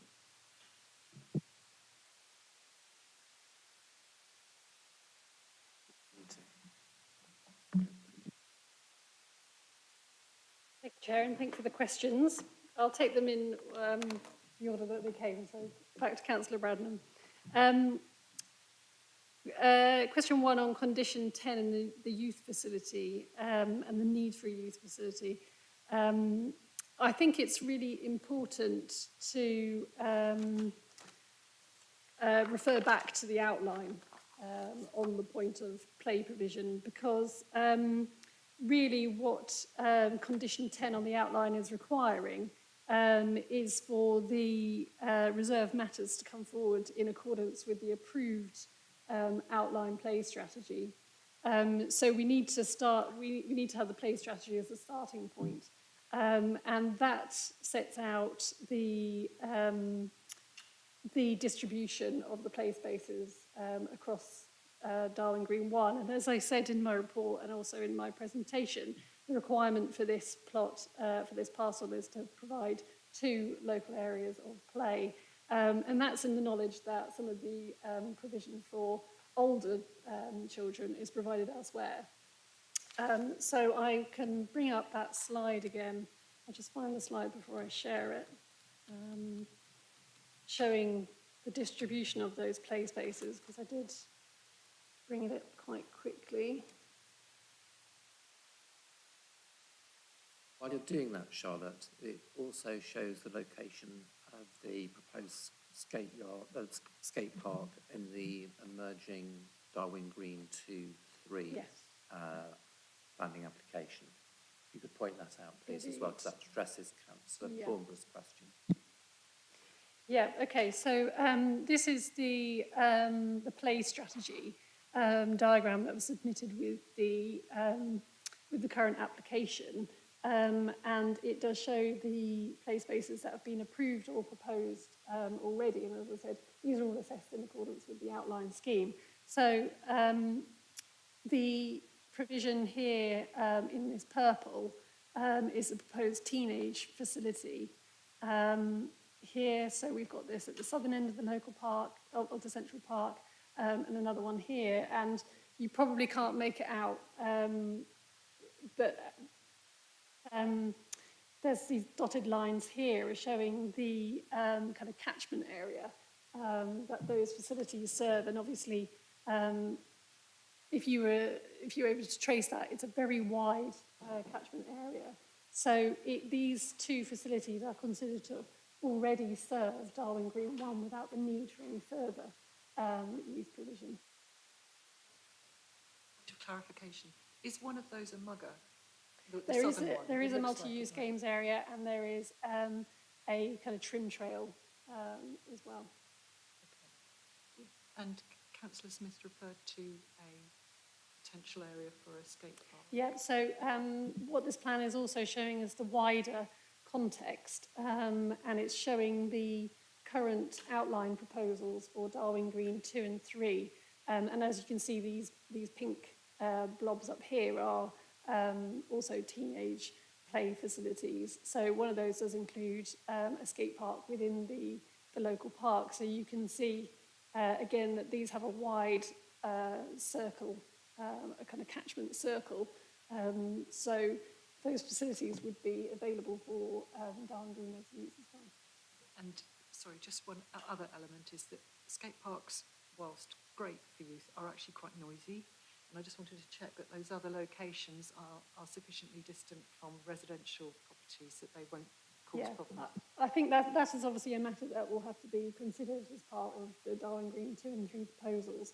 I think the important thing for this parcel is to understand how it fits within that kind of wider context and what is being delivered is in accordance with the strategy that's been agreed.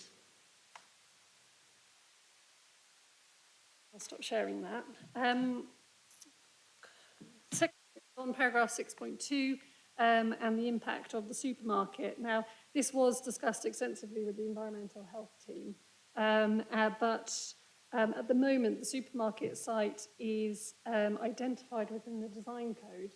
There is nothing to require the supermarket site to come forward, and there are no current proposals or a current live application in place, and certainly not a consent. So it's quite difficult to assess what that impact might be without wanting to be either too restrictive on the BDW4 parcel or also anticipating conditions on the supermarket site. But I think the environmental health team see it as a balance of both, really.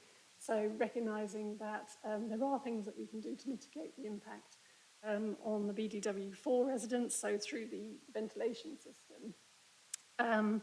And also the controls, reasonable controls, that could be applied to the supermarket consent. So that might include conditions on deliveries, for instance. And so the advice that's been provided in paragraph 6.2 is a kind of balance of those considerations. Just jumping to your question on the impact of the NIAB site, again, that's the environmental health team balanced it based on what is the current situation, but also what is a possible future use, given the use class or the nature of use that site could be used for in the future. And that's why they recommended the ventilation condition to apply to those properties. It is a small number of properties that would be affected. But they do, obviously, it is a balance between the amenity in terms of protecting against noise, but also wanting to be able to open your windows. But I think we have to go with the advice from the environmental health team on that matter. Your final question on climbing plants. These are predominantly within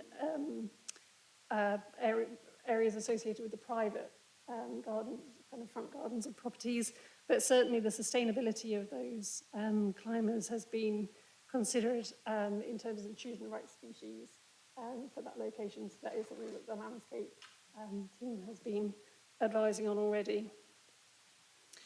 So Councillor Thornberry, your questions regarding water use. You're quite correct in that there isn't a condition that specifically controls it, and that's partly because on the outline consent we didn't have the policy that we do at the moment, which sets water targets. If I had our sustainability officer here present, unfortunately she's on leave for Christmas already, but I would ask her whether the water targets are already included in some of the code assessments and some of the standards. You may know the answer.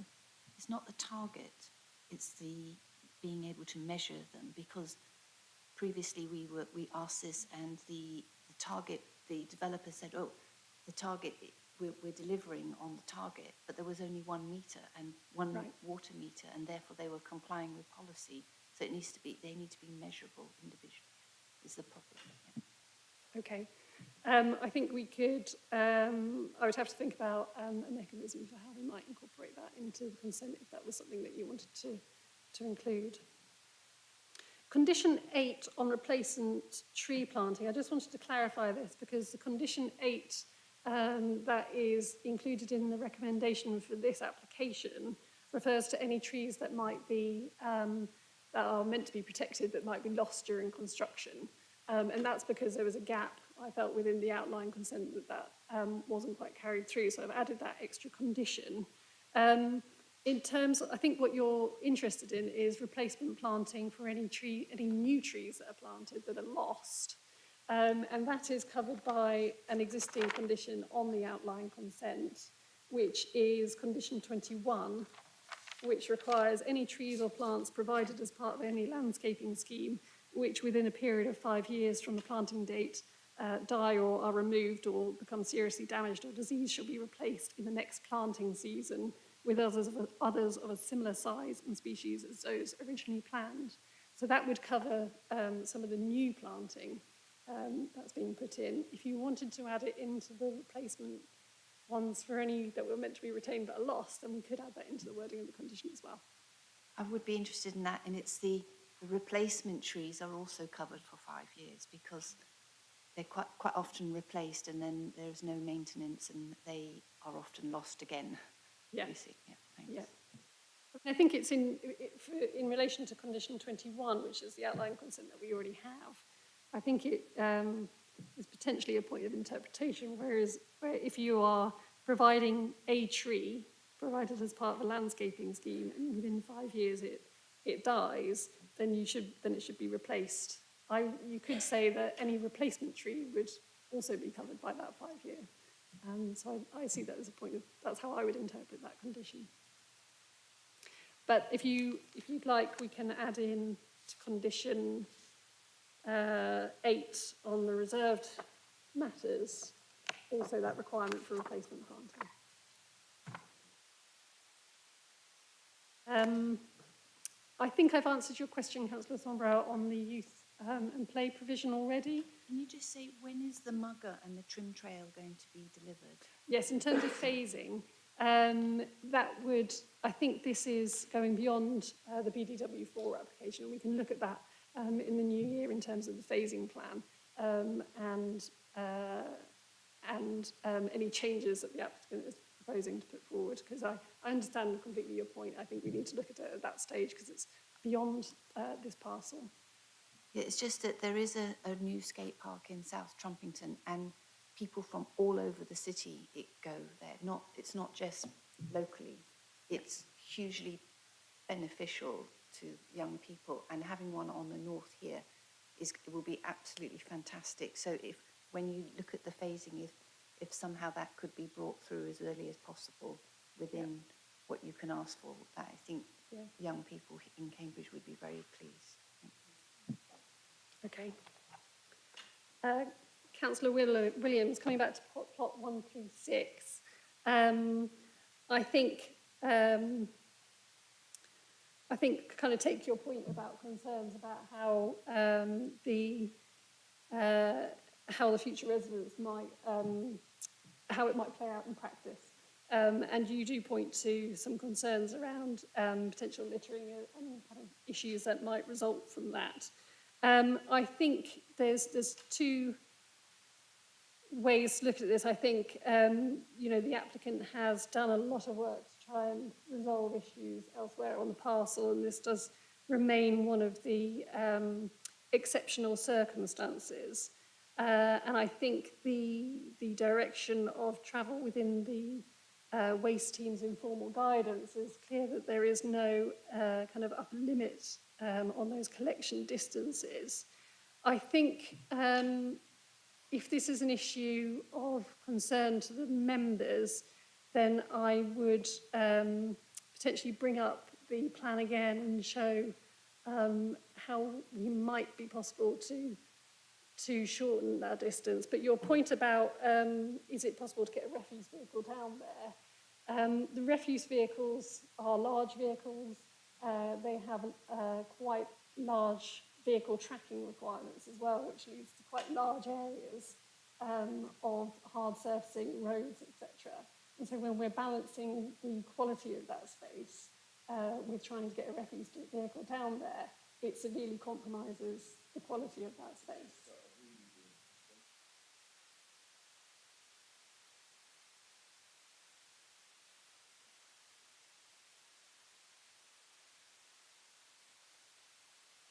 Saying a wheelie bin has very small wheels, and wheeling a wheelie bin 60 metres is going to be very difficult, particularly if it's over an uneven surface. Maybe we should be looking at a different sort of container maybe for these properties so that they can be wheeled 60 metres, but I wouldn't like to take a wheelie bin 60 metres. So I've been reflecting on this question. I struggled to get mine over about 5 metres, to be honest. The wheels keep falling off. So it could well be that part of the solution to this would be a bespoke bin with bigger wheels and maybe even slightly motorised. Because I think that would be a reasonable solution to the problem. I think your suggestion is a bit, I think it'll be problematic given all the work that's done to create this green link and to take the vehicles out completely. And and I think as is in the report, it's a question of the planning balance, isn't it? I wonder, Chair, if the city, and then South Cambs doesn't, whether the city has any small electric vehicle that can collect the bin. But, I think this needs to be looked at further, rather than just pointing out to the owners that they've got a long way to wheel their wheelie bin. So the case officer, Charlotte, has been working closely with the waste management team on this. And so I think it's reasonable to continue with the discussions and some of the solutions, better solutions that we've been presented with can come up to be fair to the future occupants of these dwellings. If I may just bring up the plan, just to show what could be an alternative solution to this issue. Just bear with me a second.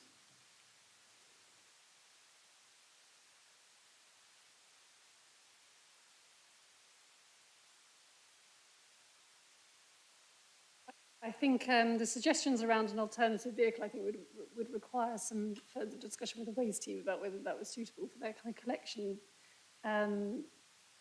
vehicles. Now, the issue is that we have to come out the front of the plot. We did look during the course of the application about whether we could provide a rear access out the back of the gardens. So if, in a very similar way to what a lot of terrace properties do have at the moment, to come out into the side, into the car parking area.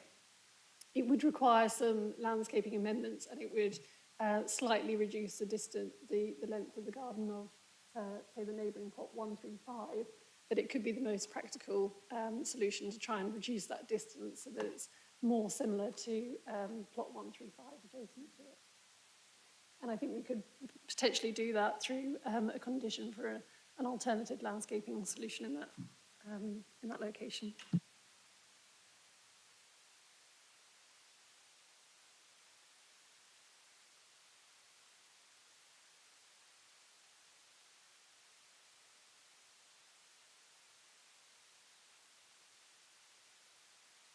Okay, thanks, Chair.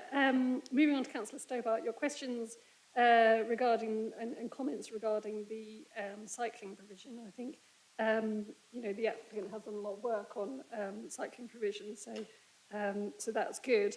In terms of the visitor cycle parking, yes, it is a combination of Sheffield stands and hoops. Wall brackets. I think those have been chosen to try and suit the particular locations and to try and make sure that we can provide cycle parking in the most convenient location. It could be something that we review again in more detail if you'd like us to look at that again, noting that some of the details for condition of the cycle and parking condition are recommended for approval. So where they've given us some cycle stores, we're able to approve those, but some elements are not for approval. So we could include an informative that amended details are also required to be discharged in relation to the visitor cycle parking as well. With regards to LTN 120, you'll note my report refers to the cycle parking kind of aligning with the principles of LTN. The applicant hasn't provided a kind of detailed audit, so I can't provide you with a kind of comparison. But I think the important thing is that this is really an enhancement above what is secured on the strategic cycle network. We've got the orbital, we've got the routes within the green corridor. These are really secondary routes that are designed to kind of provide that permeability through the site as well. You commented with regard to shared spaces, and I think they do work well.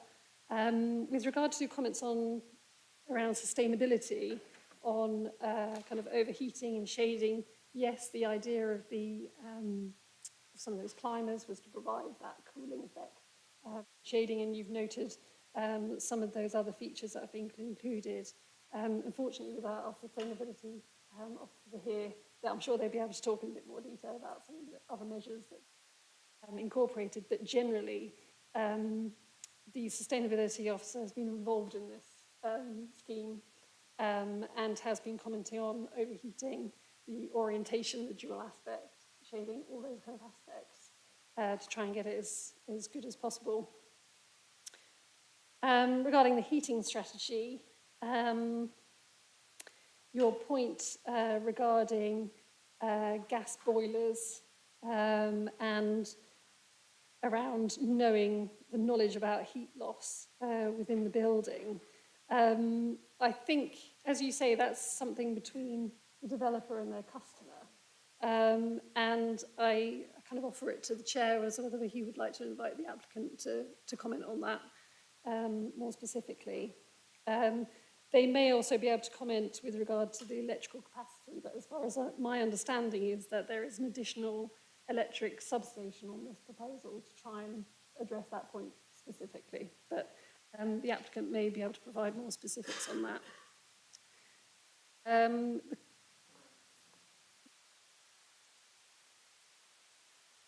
Those comments are particularly helpful in respect of the air source heat pumps.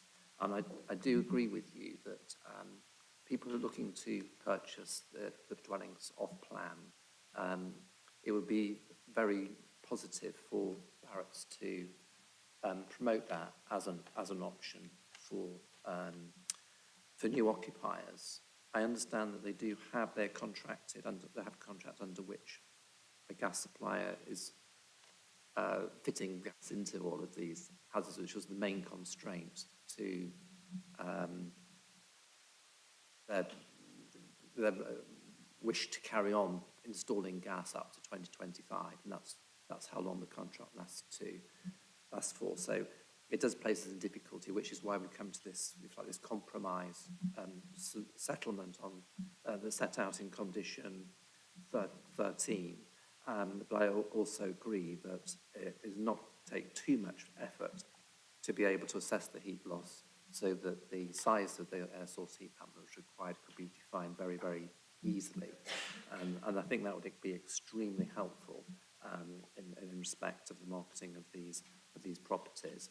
I just do want to refer to the construction programme in section 1913, and within this you can see the progression in terms of construction standards, sustainable construction and design.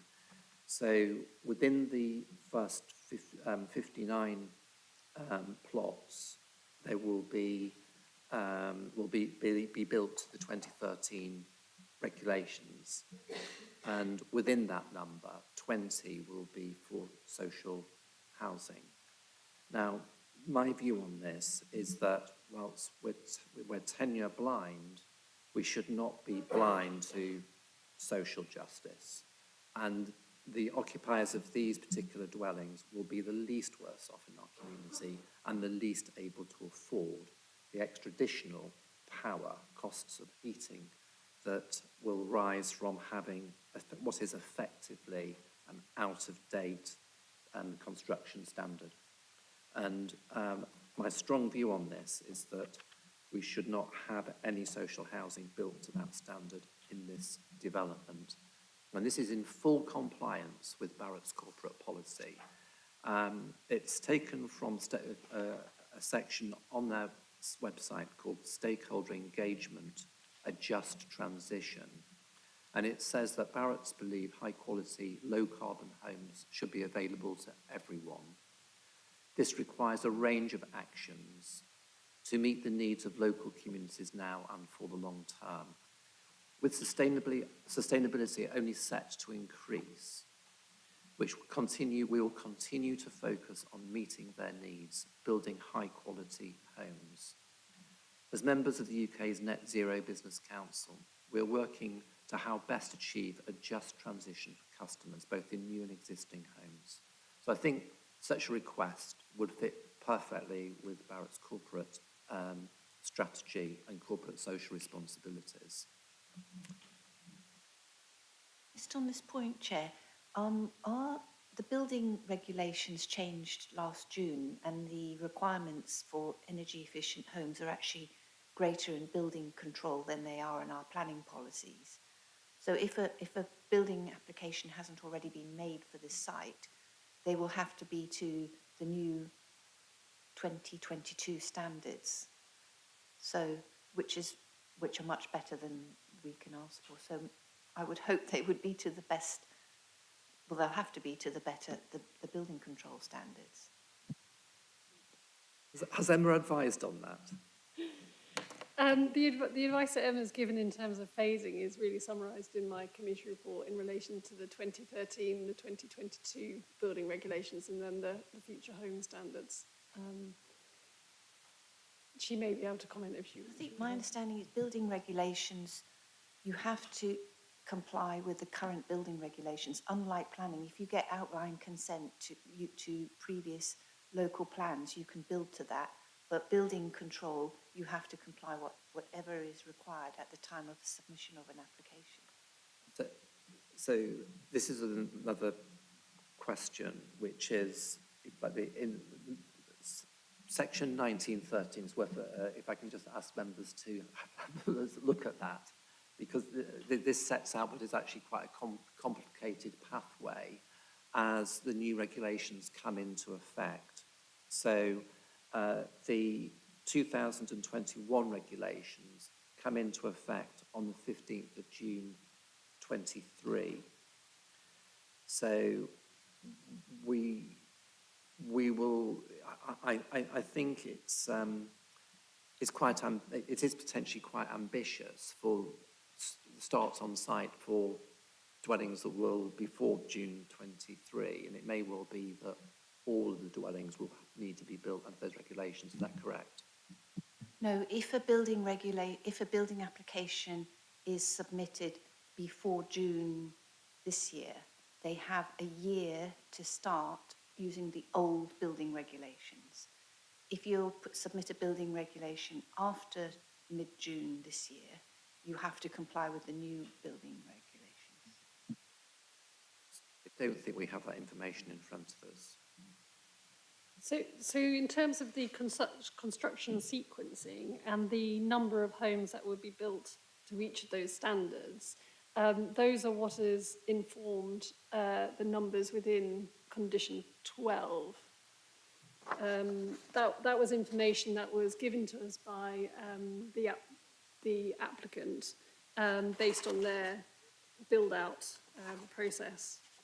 And that would be in the knowledge of when the building regs come into force and how they should be applied. Let me just get to that condition.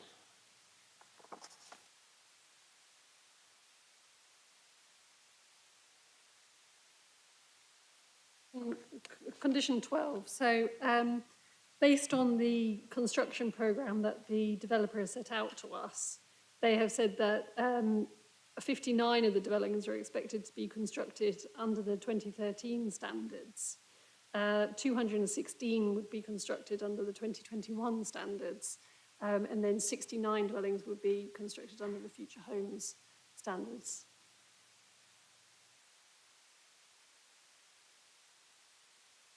So for that to happen, the 59 dwellings building regulation submission will have had to have been made before the 15th of June this year.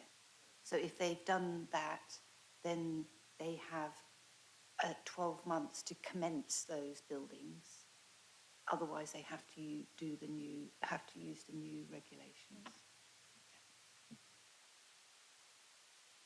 I think in the discussion around this question, that needs to be clarify, because the problem might well have gone away.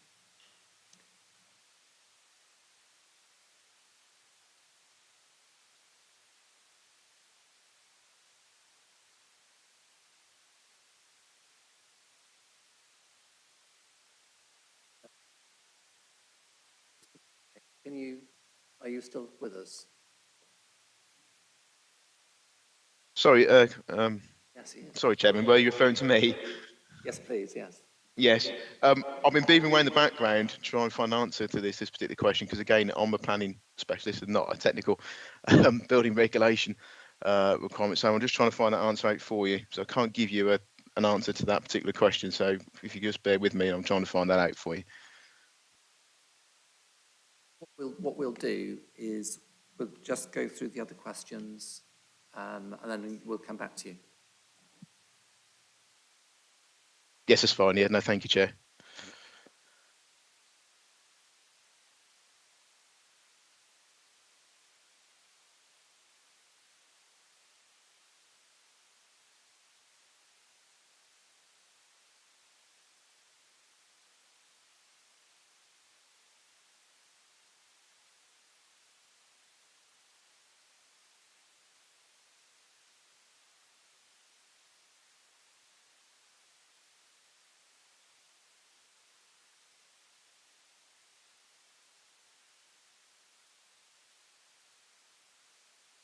So move on to the other questions, please, yeah.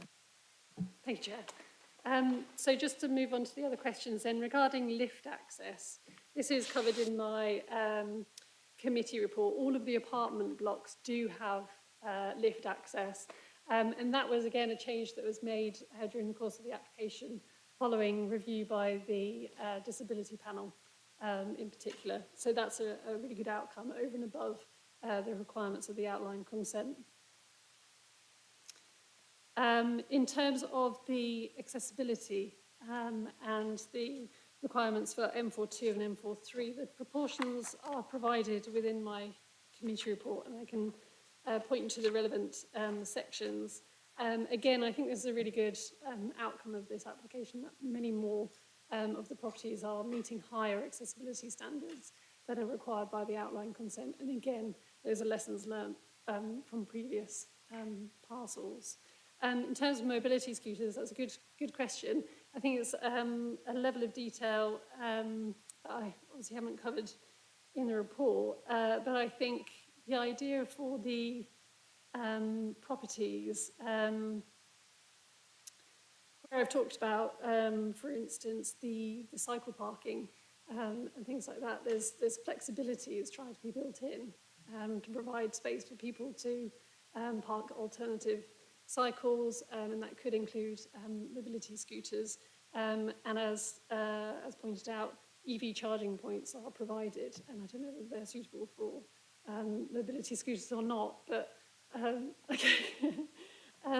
But I think certainly that is perhaps something that we can kind of take forward to look at in future applications, and kind of come back to you with specific questions for future proposals. I think those were the questions. Yeah. Thank So you, Chair. are there any issues arising from the answers to the questions that have just been raised? Councillor Pora. Thank you. They kind of relate to some of the ones I said to Charlotte. Thank you so much for answering that. So I had 3 informatives I wonder if you might be willing to consider. I'm pretty sure on the last of these, possibly at this committee, possibly the other one, I forget, we added an informative that with a welcome pack would remind people about the car club spaces, just because it's that idea that if you see that before you move in, you may not need to buy your car. I mean, we've only got 5 across the whole site, I would hope, and possibly an informative reminding them that the off-street parking. But I'm pretty sure, looking at Philippa, I'm pretty sure we added one previously where we just asked for the car club to be flagged in the welcome pack, just as a kind of sustainable travel reminder. The second thing is, we've also had an informative on a previous one about house numbering and wayfinding, because certainly if any of you've door knocked in Trumpington, it feels like someone took a load of numbers, threw them in the air and then stuck them to whichever door they could find. I know that's not controlled by planning, but again, I think an informative just to say, could they be mindful about wayfinding when this does come forward with street names and numbers, because it's challenging if you're a delivery driver, I imagine, to find some of these, particularly the flattered developments where there might be house numbers and they might not. And also it'd be nice to have an informative reminding the developer to add some more green roofs if they can. I know we can't insist. The other two things, I mean, I'm a little uncomfortable about the phasing. I appreciate we can't give it much weight here, but I think this is at least the second, if not the third, where we've discussed a parcel. And it's always like, well, that's a different matter. And every time we do it, we're getting a bit further on and more houses are built and we're still missing triggers. So I really would urge officers to work with the chair and us to give us a proper briefing on that, because I feel a little like it's hard to tell what weight I should give it if we don't know what's been missed. Though I do understand your advice and I accept it. Same with the highways and the adopted roads. I'm not particularly comfortable with 50% being unadopted. I appreciate affordable homes will be protected, but certainly from speaking to some residents on newer estates, I mean, the main reason not to adopt is because then service charges can be levied and there's a temptation that service charges may go up quite a lot. And again, you know, you end up with residents potentially paying high service charges for a couple of dead trees and a bit of watering once a week. You know, I would really like in future to consider that more can be adopted. And finally, one material question, the garden sizes. I suppose we've had the issue before, 3 and 4 bed houses with 5 metre gardens. I think from your report, paragraphs 15.7 and 8, you're suggesting that it's 9.5 or 12.5 metres if you halve the back-to-back distance. But I would really like some reassurance that, certainly for the more family orientated, so 3 and 4, that we're not looking at gardens that would literally not fit a swing in or a trampoline. I think you've said we're not, but I would just be really grateful if you could confirm that. Thank you. Thank you, Chair. Yeah, thank you. Firstly, in terms of the informatives that you've recommended, I think just to kind of explain how they might already be covered elsewhere, I think your suggestion about a welcome pack and car club spaces and reminding them about off-street spaces is perfectly reasonable. There is a residential travel plan that's secured at the outline stage, which would cover that. In terms of house numbering and door and wayfinding, again, there is actually a wayfinding strategy that's approved, that's secured through the outline consent. Whether it goes down into the detail of house numbering, I'm not sure. And in terms of green roofs, as the applicant said, there are green roofs proposed for the flat roofs. Certainly, I think for all 3 of those, there's no harm in including informative, but just to try and explain where those might be already covered elsewhere. In terms of phasing, I completely understand your point. I think we did give a briefing to members a couple of months ago. We are still working with the developer on that, and we are, as I said, we do have a live application for the phasing plan coming forward. So we'll be doing more work on that in the new year and bringing that to members. Highways and adopted roads, I wondered whether Philippa might like to comment on that. But just to finish on garden sizes, as I said, this did link back to a lot of work that we did on the separation distances and working with a minimum separation distance of 18 metres, which does lead to 9 metre long gardens. Now, there are instances where there are, say, the flats over garages that back onto other dwellings. So there might be slightly shorter gardens because you don't have that overlooking issue. But we have been through and looked at all of the sites. There are some that have quite long, I think you referred to some of the longer distances that I noted in my committee report. They are for the larger properties. So it is something that we have interrogated on this application. And I think the applicant understands the standards that we're looking for and has applied that across this parcel. Thank you, Chair. So the point about adoption of the highways, and so I appreciate the issues that have been raised about concern about the proportion which will ultimately be adopted by the Highways Authority. I think it's worth making the point that the plans today, they're not the final adoption layout plans, but at the same time, we do appreciate that the Highway Authority won't, as Charlotte has explained, be adopting all the highways. And that's not unusual. I think that, you know, it's important to recognise that it shouldn't be the expectation that the Highway Authority do adopt 100% in these circumstances. And it's certainly not an approach that we've taken elsewhere. You know, there are clearly other sites on the Cambridge fringes where the Highway Authority doesn't adopt all the streets.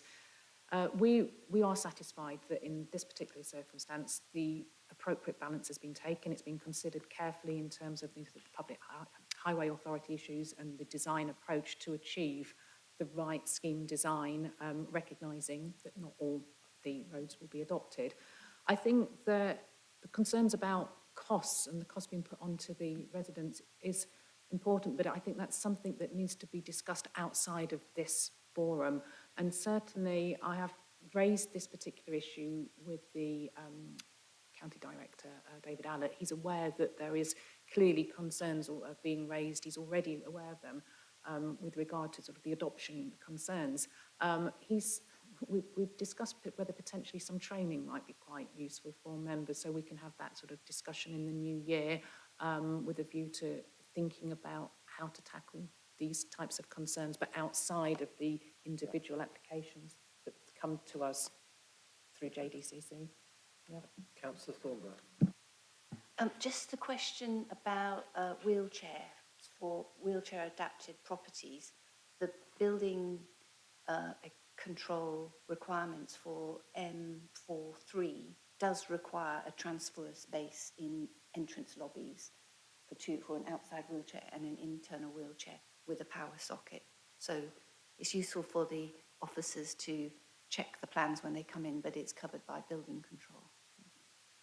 Can I just also say that we're working on our current local plan as well as South Cambs, and it's towards the end of next year, because the emerging local plan is not going to be submitted for another year after that.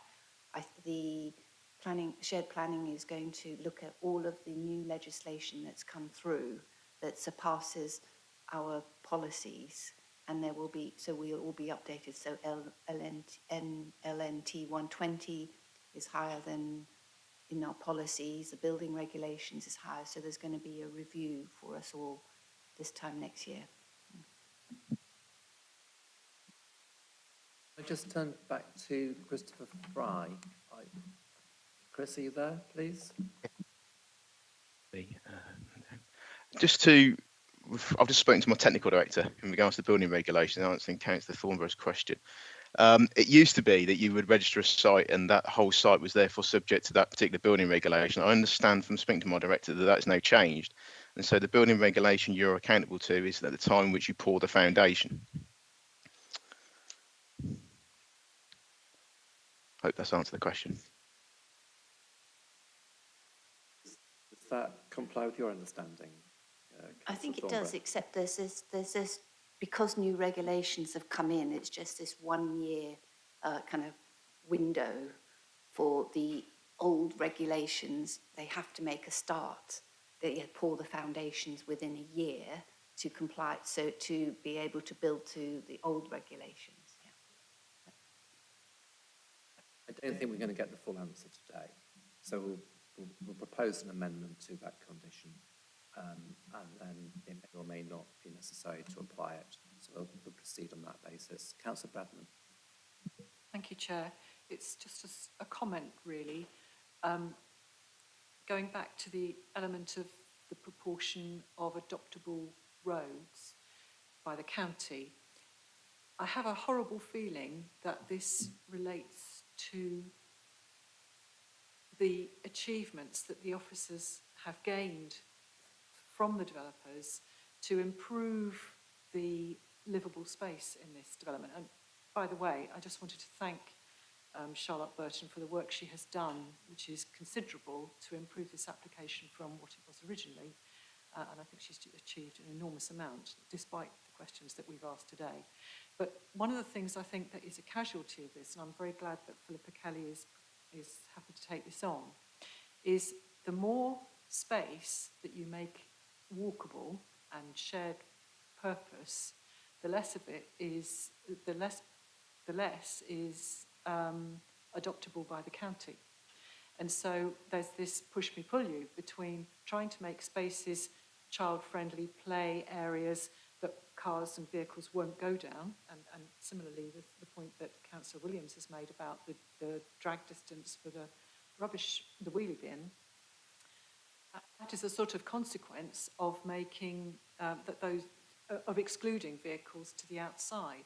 And my broad understanding, which is probably out of date, is that the County Council does not routinely adopt surfaces that do not serve more than 10 dwellings. It's not quite like that, and the conditions are more complex than that. But this is by making more pedestrianised developments, we then put the adoptable areas to the outer edges, and that naturally means that more of the costs of maintenance fall to the residents of these properties.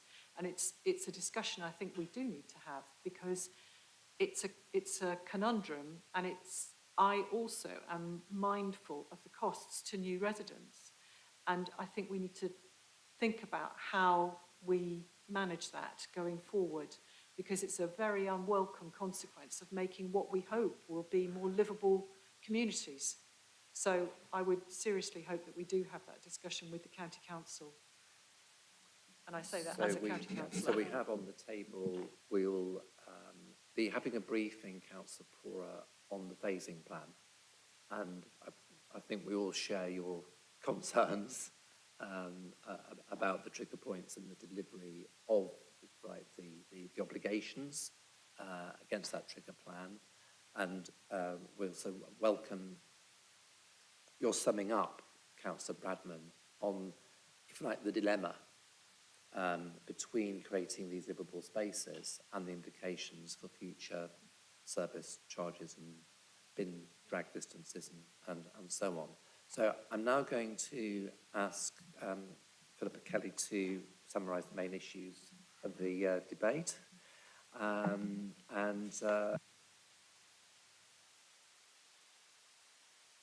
Okay, thank you very much, Chair. Okay, so the application as presented today has been clearly comprehensively reviewed by officers. Clearly a lot of work has gone into these proposals. The scheme as presented would provide a very high quality, well-connected, permeable living environment for future occupants. And I think it's important to note the scheme will deliver benefits over and above the requirements of the outline consent, all of which are welcomed. It's acknowledged that the design process has resulted in a scheme which has still raised important questions from you. None of those questions that have been raised are considered to warrant an alternative recommendation to that which is before you today. It's officers' view, as we've heard today, that we can deal with those points through updated conditions or informatives. And it's my intention to go through, as I understand it, those updates that you are looking to secure in addition to what has been proposed on the amendment sheet. So the additional updates arising from the discussion, as I've noted, are as follows. An amendment to condition 8 of the Reserved Matters application approval, which requires replacement tree planting for an additional further period of 5 years, should the trees fail. An additional condition, so this would be a new condition which requires an alternative landscaping solution to plot 136 to address the concerns raised regarding bin drag distances. And I'm going to suggest that for all of these updates, we have delegated authority to officers to draft the precise wording. With regard to Councillor Thornbury, your point about water meters and the requirement, I'm conscious that this approach may have been secured on other sites through the City Planning Committee, and I've tried to chase Toby, the delivery manager, to try and understand what that might have been. I've not been successful. Can I suggest that there's delegated authority for officers to look into the precise mechanism that has been used through City Planning Committee and to, in the interest of consistency, follow that approach and apply it in this case with a note also that we will let you all know what that is and in due course at the subsequent JDCCs. With regard to the carbon reduction strategy and construction sequencing in condition 12, I think there's been a lot of discussion with this, and I think it would be a useful exercise to go away and liaise with the applicant regarding the actual construction phasing to make sure that what's being proposed in that condition hasn't been, it's no longer out of date, or they're still on target to achieve the delivery, which may have been put to us sort of a year ago or so ago. I don't know how up to date that is, so it might be useful to fact check the terms of that. And also, I understand from Councillor Smith, there's also an intention to update the condition to specify that if we do maintain the 59 dwelling threshold, that we clarify that those dwellings should relate to private shared ownership properties only. Okay. I think that's all the proposed or changed conditions, and then there were 3 additional informatives proposed by Councillor Porrer. I think it's important to note that all of those informatives that were suggested had been dealt with elsewhere, considered elsewhere, but we can include informatives, new ones relating to the welcome pack, wayfinding and house numbering, and green roofs. I think that's everything. John, do you want to come back to me in case I've missed anything?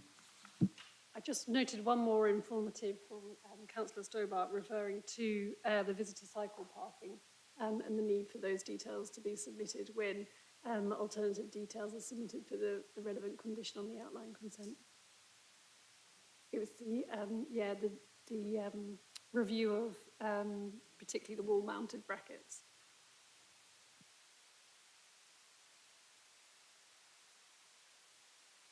The reference to off-plan purchases with fitting of air source heat pumps and the related information could go into the welcome pack as part of the informative.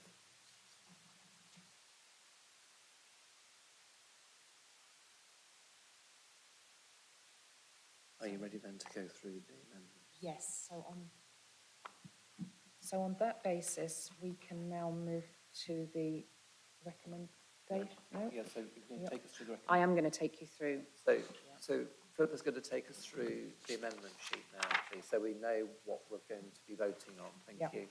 So firstly, we're mindful that this is a 2-stage recommendation. So we're firstly taking a vote in respect of the Reserved Matters application. Okay. So the approval of the Reserved Matters application would be subject to amendments as set out on your amendment sheet. They're identified on page 2 onwards. That relates to amendments to condition 6, parking enforcement on hammerheads, condition 9, plant noise insulation, condition 10, alternative ventilation scheme, and condition 12, carbon reduction strategy. And an additional condition, which will be condition number 26, relating to the bin collection point for plot 136, which has now been superseded, so we will not be. Yeah, we'll, okay, but yeah, we're going to come to that, yeah. So there will be further amendments to conditions as agreed today, and they will relate to down an amendment to condition 8 that relates to replacement tree planting, an additional condition to require an alternative landscaping solution to plot 136 to address bin drag distances, amendment to condition 12, the carbon reduction strategy in the context of the applicant's construction programme, and an amendment to include provision to deal with the water meter requirement. There are also a number of additional informatives proposed relating to the welcome pack, wayfinding, green roofs, and visitor cycle parking. Can I just check with Councillor Thornborough that the amendment at condition 8 deals with the new tree planting to your satisfaction, and the maintenance, the I think it was a Councillor Bradman made the point about the maintenance of the new planting as well. So I was thinking that actually water irrigation should be included in those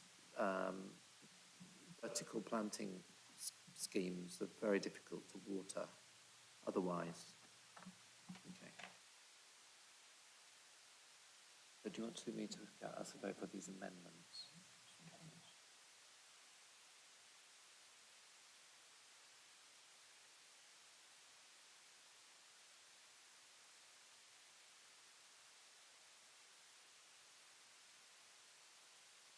So that was a summary of all the changes that are being proposed with delegated authority in all these cases to going to officers to agree the detail of those changes as proposed today. On that basis, we can move to the recommendation on page 88 of your agenda. Paragraph 24.1.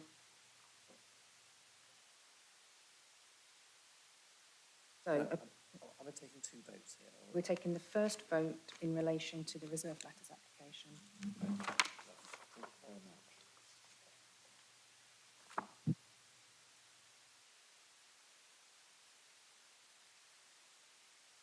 Vote is in respect of the conditions in respect of the outline permission.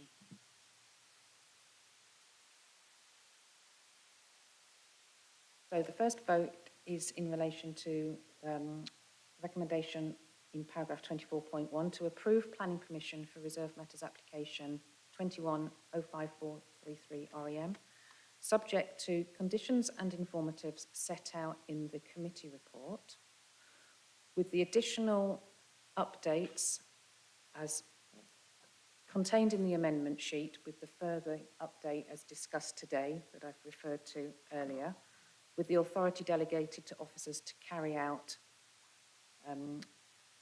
the writing of those conditions and informatives and to make any minor amendments to the conditions and informatives considered appropriate and necessary prior to final issue of decision notice.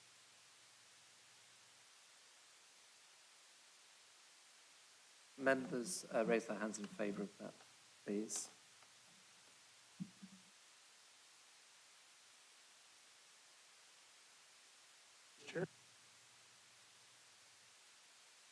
And then the second element is on 24.2 of your agenda in relation to the approval or refusal of the part discharge of the outline planning conditions in relation to application 070003 OUT in relation to parcel BDW4 reserve matters.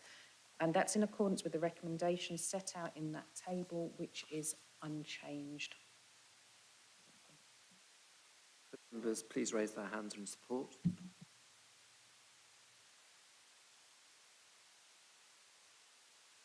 Thank you very much. Before we conclude, I would just like to extend my thanks to everyone who's been involved in the preparation of this planning application. As you've seen from the timetable, it's been a year in the making, and it marks a considerable improvement on the original outline master plan. I think within all of that, the case officer, Charlotte, has led a multidisciplinary team through thick and thin, and has drawn in expert and professional advice to enhance more or less pretty much every single element of this scheme. I think we need to bear in mind that a lot of what's gone on in this application reflects comments that have been made by members of this committee, both particularly in respect to BDW2, but also in respect of the other planning applications and in the briefings that the officers have held for us. I hope you noticed this, and that it's an encouragement for you to keep providing your insights and views on the planning applications that come in front of us. So I did mention this particular application at the planning service transformation meeting that these, if you like, these workaday planning applications, you know, for volume house builders, we can set new standards. And I think Barrett's have probably learnt a lot from the work that's been done here in partnership with them. And so thank you very much for that. I've just got to make the formal comments, then you can all go. So could I please remind you that the next meeting of the committee is taking place on the 25th of January. If members are unable to attend this meeting, please could they liaise with the alternates to ensure that the meeting is quorate and can go ahead.